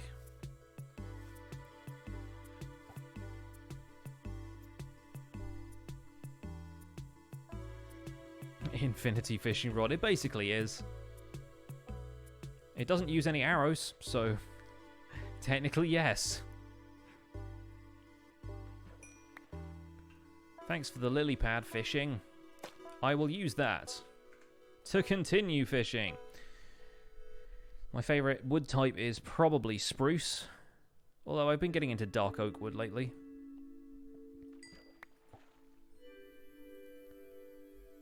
I like stripped birch as well. Stripped birch is much better than the actual birch.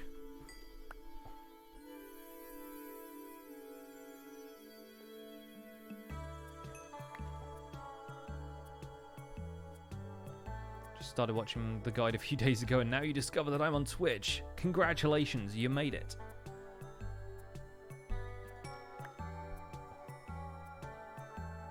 Upcoming projects and survival guide include maxing out my armor, figuring out how to mine stuff with the new 100% drop TNT,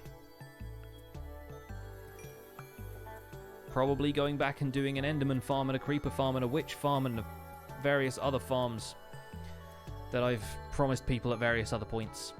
I'm going to try and keep exploring the stuff that is new to 1.14 for right now, because obviously that's what's on people's minds. But in the fullness of time, we will come back to all of the farms that have been kind of evergreen. They're sort of permanently possible. Also, apparently Enderman farms create a lot of lag in 1.14, which is hopefully fixed in 1.14.1, so might be safe to make an Enderman farm after that. That's a bow with power 3, which is even worse than the one I just threw away, so there's no chance I'm keeping that. Feel jungle trapdoors are underrated. They've got their uses. I like the fact that the window in them is kind of round. Don't get a lot of round stuff in vanilla Minecraft textures, funnily enough. Your game crashed when you were at the Enderman farm? Yeah, that's, from what I understand, is a lot of people's concern with 1.14, is that if your Enderman farm is one of the super efficient ones, like the Nembon Ender Mini, then you'll find yourself with a lot of opportunities to crash your game.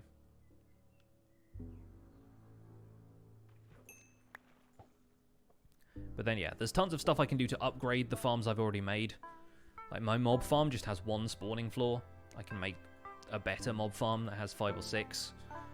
Probably uses fewer materials as well. Like, there's definitely upgrades. Obviously, making a new iron farm, again, once I establish that Doc and Captain Wutax's farm works in 1.14.1, I'll probably make an episode about that. Shout out to them for all of the effort they've put into it. I'm sort of waiting for the full 1.14.1 release to drop and for Doc to kind of give the yes or no as to whether that farm is still viable. Because it seems like the best farm, the most efficient for what it does. Pseudo-random gifting a sub to Robert Skitch. Thank you so much for the generous gift sub. Robert, enjoy your emotes. Welcome to the Pixels. Appreciate the support.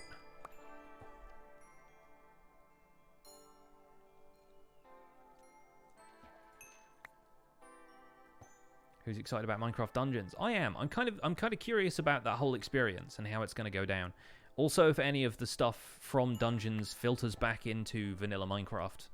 Because there's, like, different character classes. There's, like, a rogue-looking guy. There's a mage-looking guy. Kind of want to see what the deal is. That is just rotten flesh. I do not want that in my life. Nautilus shells would be nice, though. Just saying. Yeah, a drowned farm. That's the other thing I want to make, is a drowned farm. I've gained 5 whole levels just from fishing so far. This has not gone well. The things in the lower right-hand corner are called subtitles. You can get to them by turning on Options, Music and Sounds, Show Subtitles, or if you're playing 1.14, you can get to them from the accessibility settings as well. And it just shows you a running list of all of the sound effects that are happening, which is very useful. I have subtitles because some of my viewers might be deaf or hard of hearing, and it's kind of nice from an accessibility standpoint to give them some idea of what's going on in the game, especially considering I play with the volume relatively low most of the time. At least that's how it comes across to me. I don't know if it's, like, balanced better for you guys, but I find the sound in Minecraft is only important, like, 10% of the time, but then that other 10% is very important.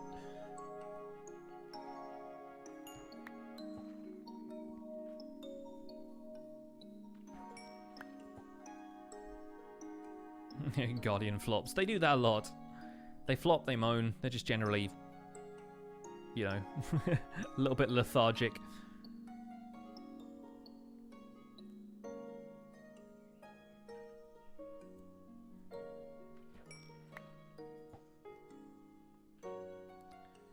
Still only 2 Nautilus shells.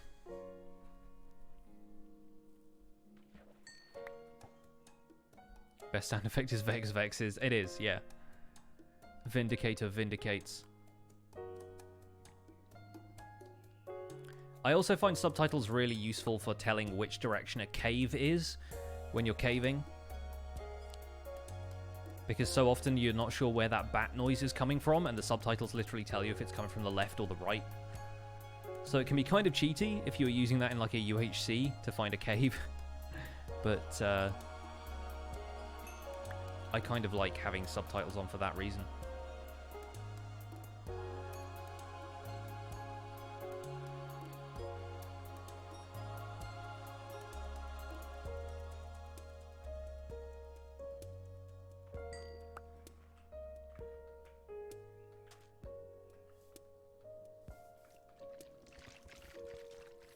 I am fishing for Nautilus shells. It is not going well. Can also tell you where a mineshaft or a blaze is from a huge distance. Yeah, blazes tend to be kind of loud, so you can find them from, yeah, quite a ways away. Llama is decorated. Is that what it says? If you put a carpet on one of those guys? Didn't that wandering trader sell Nautilus shells? I mean, yeah, and that would be great if he was still around, but he wanders. It's kind of the whole deal with wandering traders. Should have bought some when I had the chance. Power 4 on Breaking 3 is better. Not that I couldn't get that out of an enchantment table, but you know. Another lily pad. Sure, I'll fish further out than I was.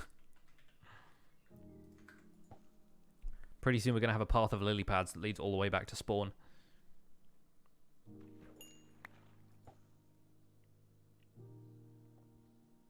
One of the other projects that I want to tackle in the next little while is to make a 1-block high base now that we can crawl reliably. I think that'll be fun. Is there a difference if you farm further? No. It's just the fact that the lily pads are there, so I'm like, let me hop out into the open ocean. Grian just made a video on that. I know, and that's why I'm not going to do it straight away, because everyone will just say that I copied Grian when the idea occurs to anybody who realizes crawling is a thing. Etho did a video about a 1-block high base back in 1.9 when everyone discovered that, like, elytra ducking,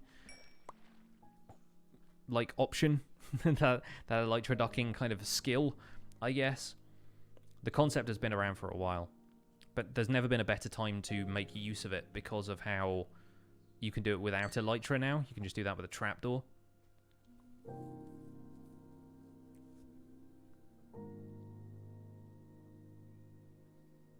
Yeah, I saw Doc M's single block base. Oh yeah, technically a 2x1 base because it's got a trapdoor for a lid.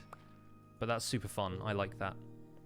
The fact that when one of them was standing in there or like crouched in there and you fill it up with compost and then they can't get out. That's so clever. It's like dumb and clever at the same time. Never seen someone fishing like intended in Minecraft. Yeah, but I'm streaming, so I'm not gonna, like, just AFK fish.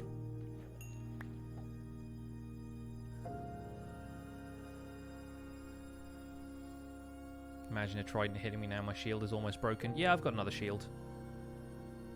I've got a Wither Skull banner pattern now. Also, if a trident hits me at the moment, it does virtually nothing because I have projectile protection and protection stacked on my armor. Thank you, 114 gods.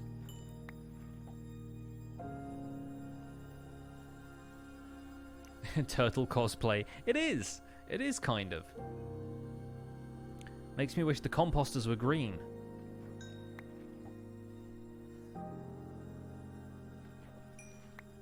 Ooh, what do we have? Piercing 4.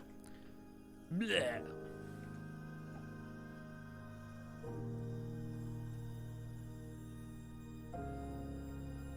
Hermitcraft Season 6 isn't ending. Don't know why anyone has that impression. The season doesn't end when they update to the next version. Like, it ends when they reset the world, and that could be in the middle of a version for all we know. Does Unbreaking and Mending work on a shield? They do, but you have to add them using books and in a anvil. Like, it doesn't work on an enchantment table. There's no point, though, because shields are so cheap. 6 wood and an iron ingot, that's literally all you need. So I never saw the point. It's like the same reason I don't put mending on bows, is because they're so cheap to make. Rather have infinity. And until recently, I really didn't have that many Unbreaking 3 books. I still find them too valuable to put in a shield.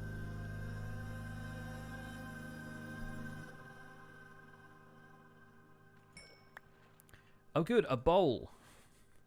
Let me get some soup. Should do a video on 1.14 villager breeding. I kind of just spent a whole week with villagers. Villager breeding is not that difficult, and you really don't need to have an infinite villager breeder anymore when you have infinite options to re-roll villager professions.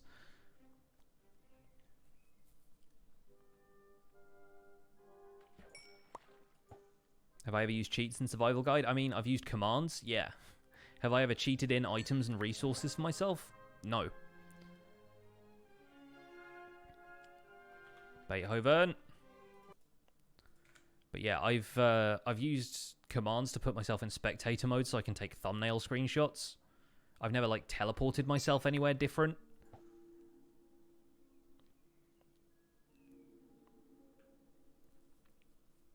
I've turned fire tick off, I guess, if you call that a cheat.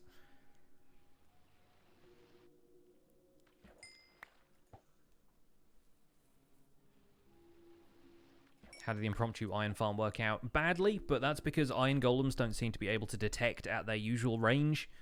The wiki says an iron golem should be able to track mobs from 32 blocks away, and it took those golems getting to like 10 blocks away from the zombie I had trapped before they even acknowledged it was there. And if I led them up to it with a lead, then their AI completely bugged out. So it really didn't make a difference. It might do in the long run, and it might do if the iron golems weren't so, like, unreliable, but they're really not very good. Using Mine Atlas to find villages is cheating. I mean, it could be, I guess. Sure.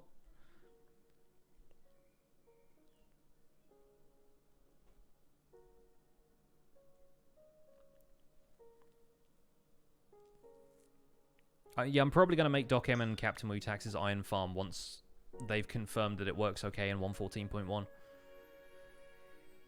until that time, I don't really want to invest the time and effort into it. I want to make sure that it's, like, gonna be the standard in iron farms from now on, and then I'll make it. And for that, we'll probably need to make a standard, like, villager breeder, because you will need to have completely fresh villagers for that.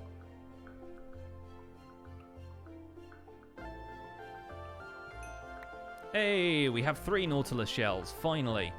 Just one more left, then. And of course, this is for getting a conduit to place here that I don't have any more glass to place, so why am I doing this?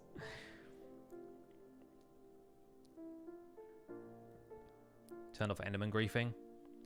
Just them ruining stuff early game when you build small redstone with dirt. Yeah, that's fair. I think there's some stuff that technically isn't like cheating, but you can change the game using data packs, so it may as well be. It's all about your own quality of life and what you consider to be worthwhile, so I don't tend to judge.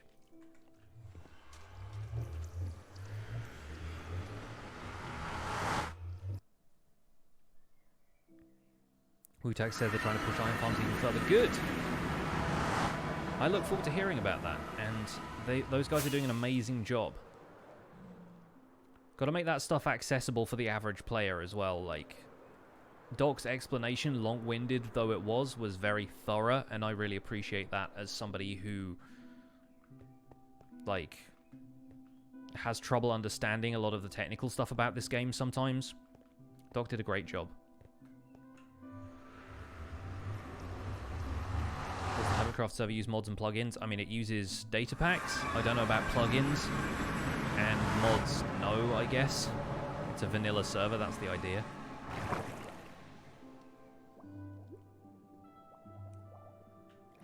But yeah, they have a decent amount of data packs in their world. Oh, hey! Here's our guy. He's got his llamas on the roof, but he is down here. Doing the dance of his people. Oh, look, we don't have a Nautilus shell trade. Surprising no one.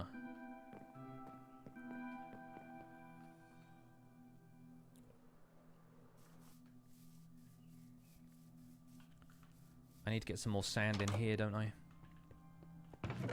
I've got some glass at least. It's gonna get some more dye. Rubbish trader. Yeah, they're not very good. Just in general, they don't tend to have much useful stuff. It's useful for showing you what's out there if you don't know, and if you do know, then you just go and get it there. I think the Nautilus shell is the only thing that I really care about right now. Blue ice, maybe, but even then you can only buy like 8 blocks of the stuff. Time played is currently 25.3 days.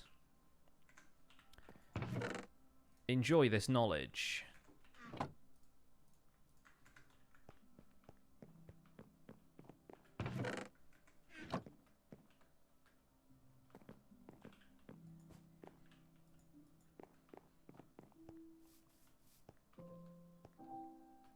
Yeah, in early game where you don't have emeralds, they're great, giving you early game resources. 600 hours, yeah. Sounds about right. And still so much left to do. You know the whole thing about having to do stuff for 10,000 hours before you're a master of it or whatever? It's basically this series.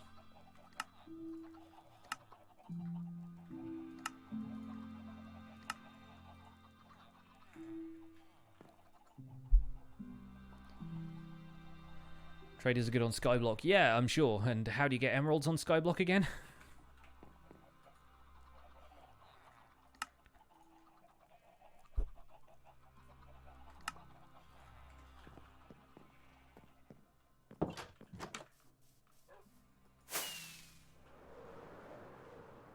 Healing zombie villages. And how do you do that?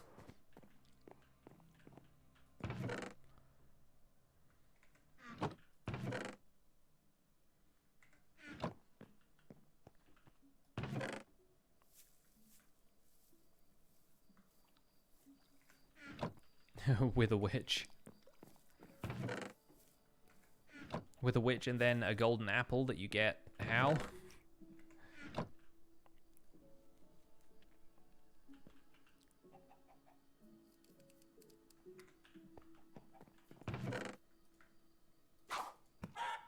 Why? Oh. I get it.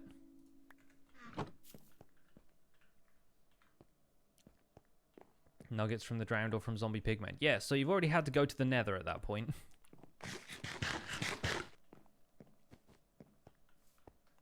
I'm not saying it can't be done. I'm not saying like it's not really great to have Wandering Trader in Skyblock, which it is, but I imagine they turn up so much before you have the resources to even get emeralds from villagers, because in order to grind enough to get the resources to cure a zombie villager, it's got to be pretty difficult. And anyway, by the time you've gotten the stuff together to go to the nether, like, there's got to be some kind of some difficulties involved there. But you can also just kill a blaze if you can find a fortress to spawn blazes. You get one blaze rod, you got a brewing stand, and then you have your own way of making the splash potions. I guess glass is also an issue at that point, though.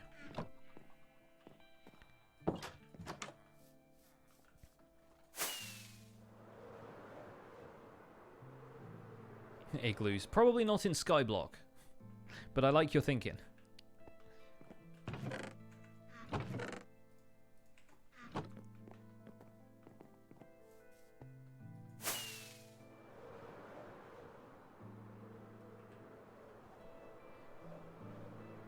Shame you can't craft enchanted golden apples anymore. I know.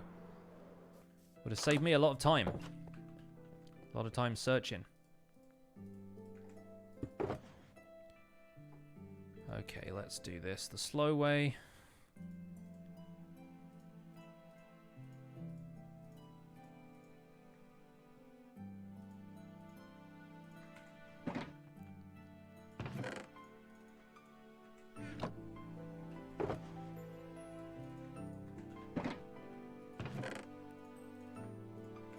I could input it into that top chest, but it just makes it slower. This one has a hopper minecart underneath it. Luna Pulse with a Twitch Prime sub. Thank you so much for subscribing using Twitch Prime. Enjoy your emotes. Welcome to the Pixels. You are 1 in a million. I appreciate the support. Thank you.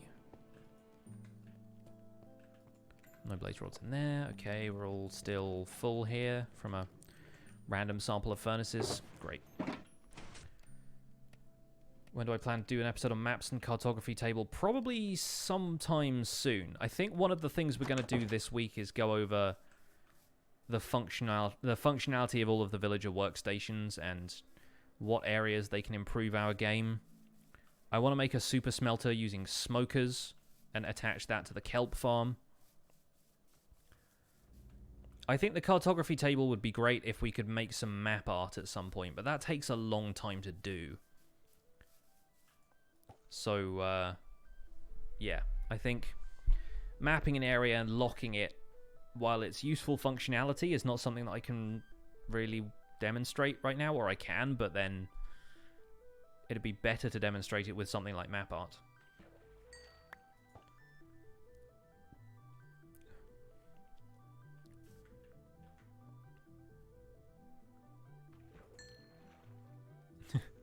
Who needed that salmon anyway?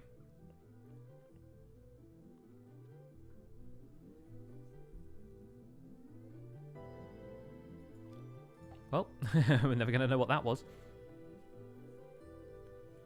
Yeah, map blocking has its uses. What's that program people use to plan map art? I mean, you can do it with any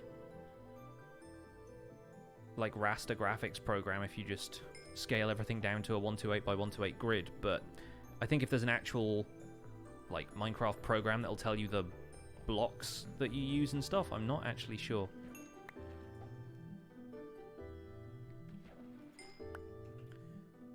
Unbreaking 3 Luck of the Sea 2? I mean, I guess I'll keep it.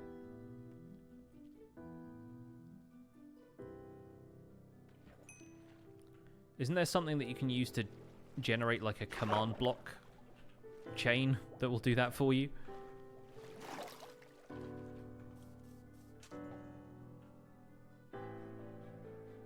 Not exactly survival though, is it?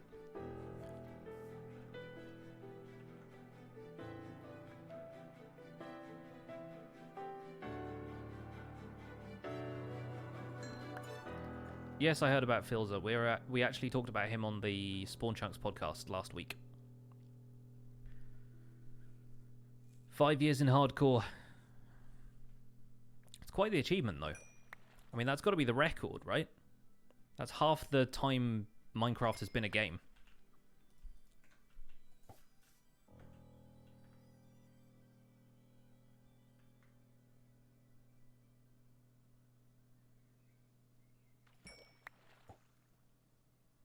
When am I going to put the Minecraft Survival Guide well for download? When I want to.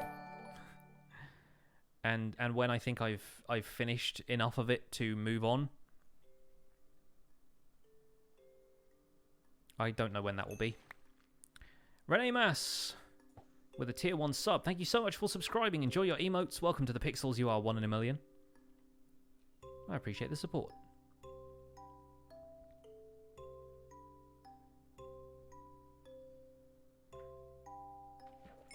He kept backups for making videos and stuff, but he won't play it again. Yeah, that's fair.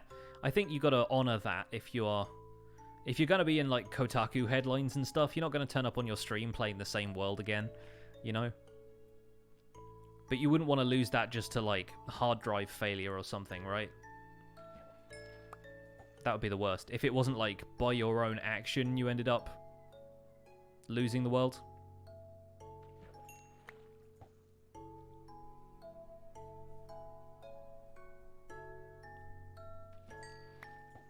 Figured you spend enough time here. Well, thank you, and it is deeply appreciated.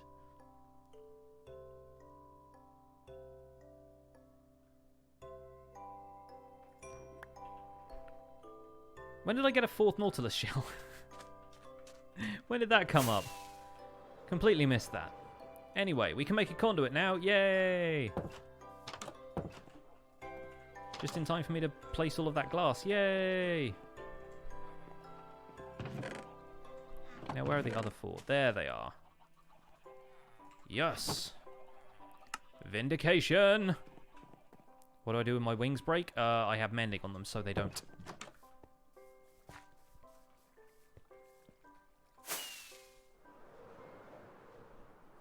So yeah, I already had 4 Nautilus shells, for those of you just joining us. I only needed 4 to complete the conduit, so I'm glad that that has happened.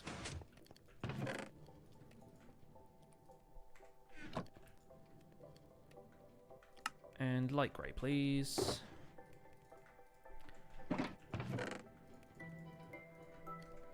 How much more of this do we have to smelt? I mean, there's probably a few stacks in the minecart chest still.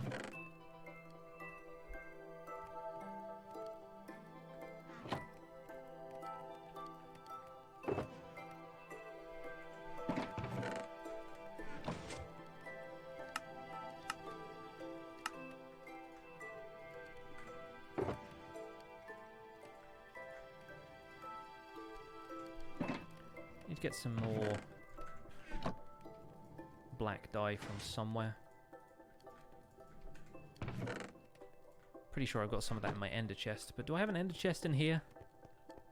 I do not. Is it outside still?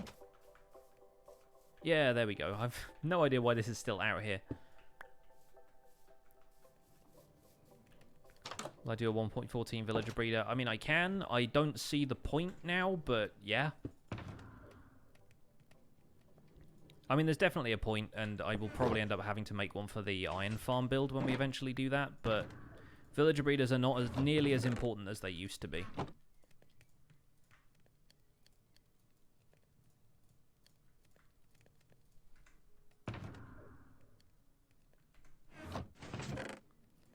Let's put those in there for the minute.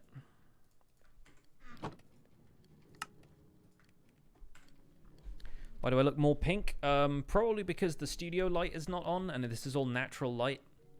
It's also kind of warm. I'm wearing a hoodie. I'm a naturally red-faced individual.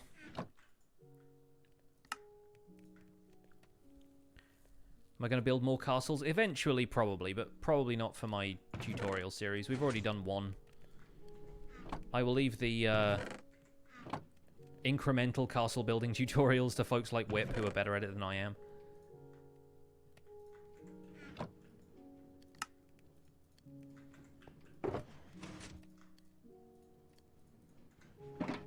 Today we're working on a bunch of different things. I got myself some enchantments for my armor. And I'm doing a bit more work fixing up the Guardian farm so that Guardians can't swim out the sides.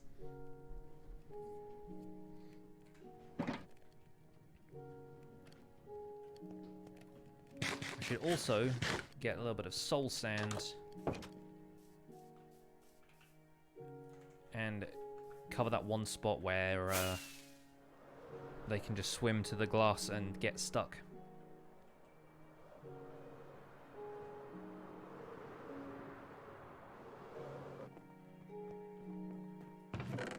So let's grab a stack of that. I don't think we'll need more than a stack. I think I have some soul sand somewhere else as well. I don't know where, though.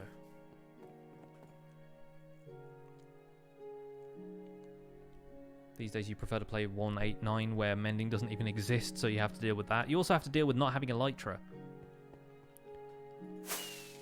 But that's your call, of course. Everyone's entitled to do what they want. To play what they like to play.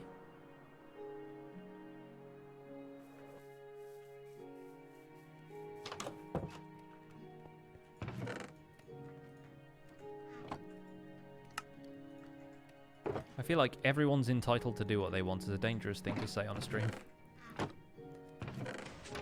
So take that as you will.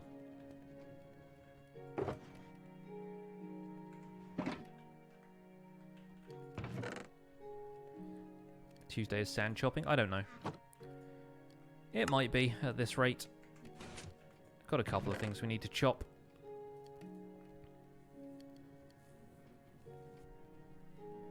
Hey Beastie, what's up? Good to see you. Hope you're doing well.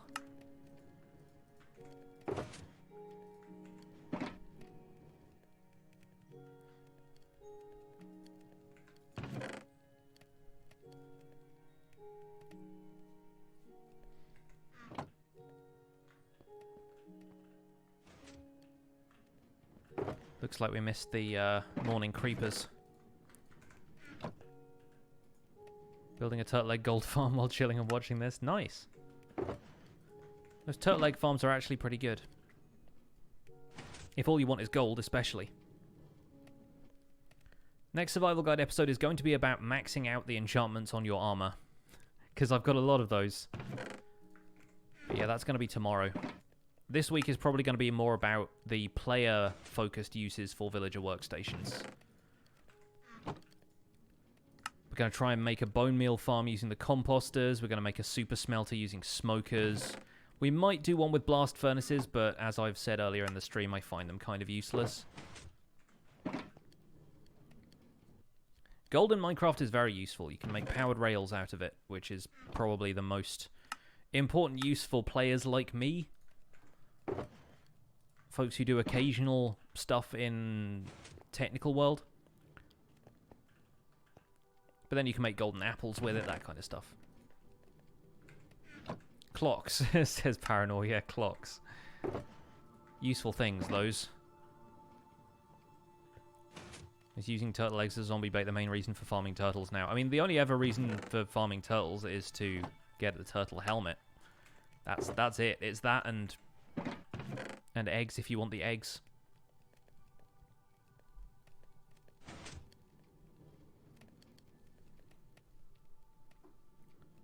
Always have a clock in your inventory, tells you when you need to sleep. That's fair.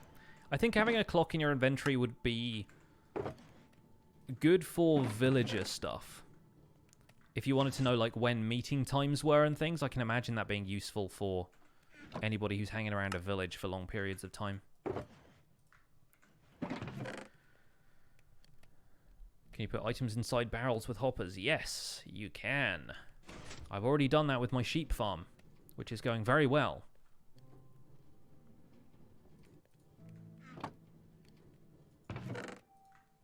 I guess Turtle Master potions count as well, but I don't know. I don't really rate them for like everyday play. The slowness effect is kind of a lot unless you counter it with swiftness, I guess. There we go. That's all the glass I can carry in this shulker box, which is all I'm going to take over there with me for now. Can leave the rest of this stuff. Swoosh.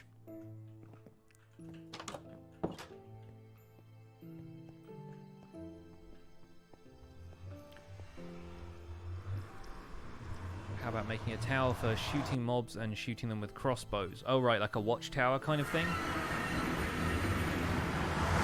I guess I could do that, but I've already tried out crossbows a couple of times. I don't really rate them. They're better. Bows are just better, because they're always going to be more powerful. And also infinity is a thing. I quite like multi-shot, though. Multi-shot's fun to use. And I have a multi-shot crossbow now.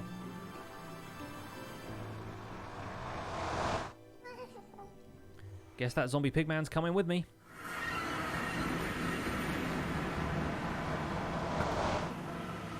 Embrace your doom. Surprised that killed him in one hit. He'd already taken some damage, apparently.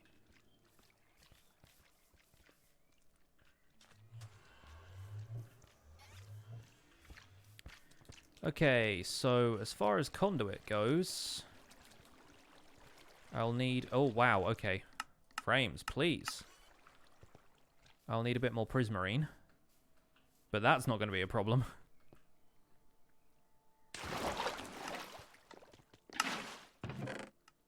Plenty of that lying around.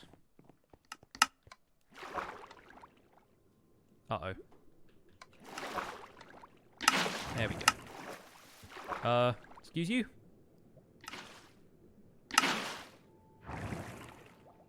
So that just lagged out for a second there.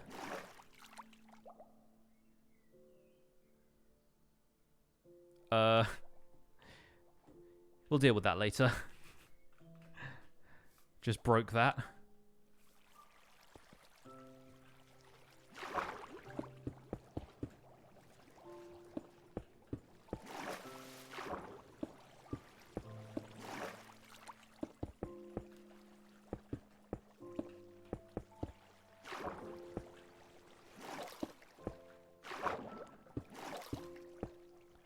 That should work.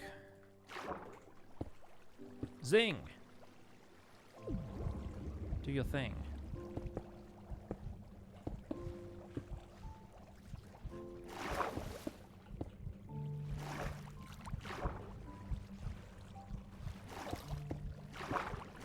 Right, that's max conduit power. And now, the glass placement can commence. Yes, I got the blast protection. I don't have it on the armor yet because I'm planning on including that in an episode. But I do have the book and everything all sorted out now. So I can stop complaining.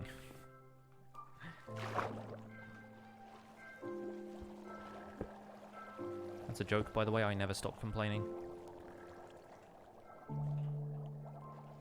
Need to get rid of this.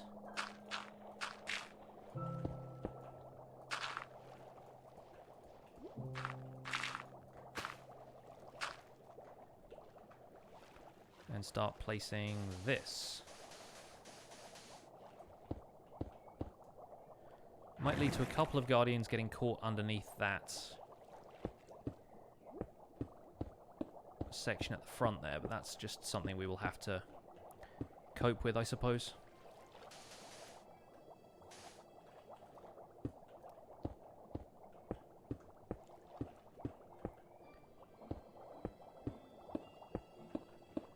Can a zombie pigman without a sword pick up a bow or crossbow or an axe?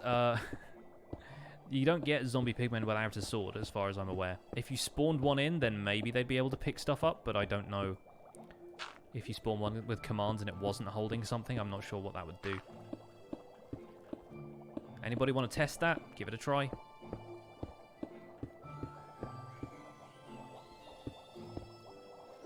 Channeling Trident.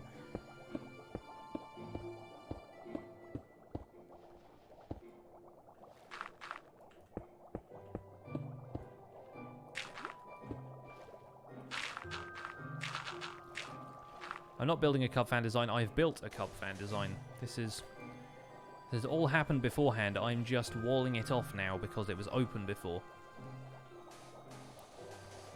And I left this one row of soul sand completely unfinished for some reason.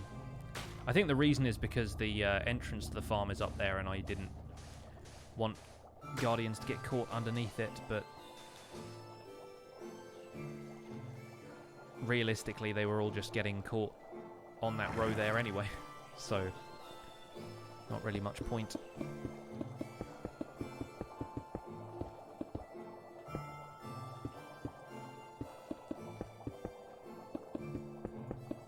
Alright folks, from now on this is just going to be me placing blocks, and I think it's probably time to wrap the stream up anyway, because we've been here for almost 4 hours now. And let's see if False is still streaming so we can drop a raid on her. Thank you guys so much for being here today. Hope you've enjoyed this little hangout. It's been quite a chill one. But yeah, False Symmetry is currently on Hermitcraft. She's streaming for the St. Jude Children's Hospital, raising money for charity. I don't know what her goal is at right now. Let's go find out. But I think it's going to be worthwhile dropping a raid on her. She seems to be streaming for a good cause. So let's head over to her channel and show your support. Don't forget you can use your Pixel Hype emotes and the hashtag PixelRaid. Show some love over on False's stream. And please, if you're considering giving to charity, please give generously. Thank you so much for being here. My name's been Pixel Riffs. I'll see you guys on Tuesday for another Chop In Tuesday. Until then, bye for now.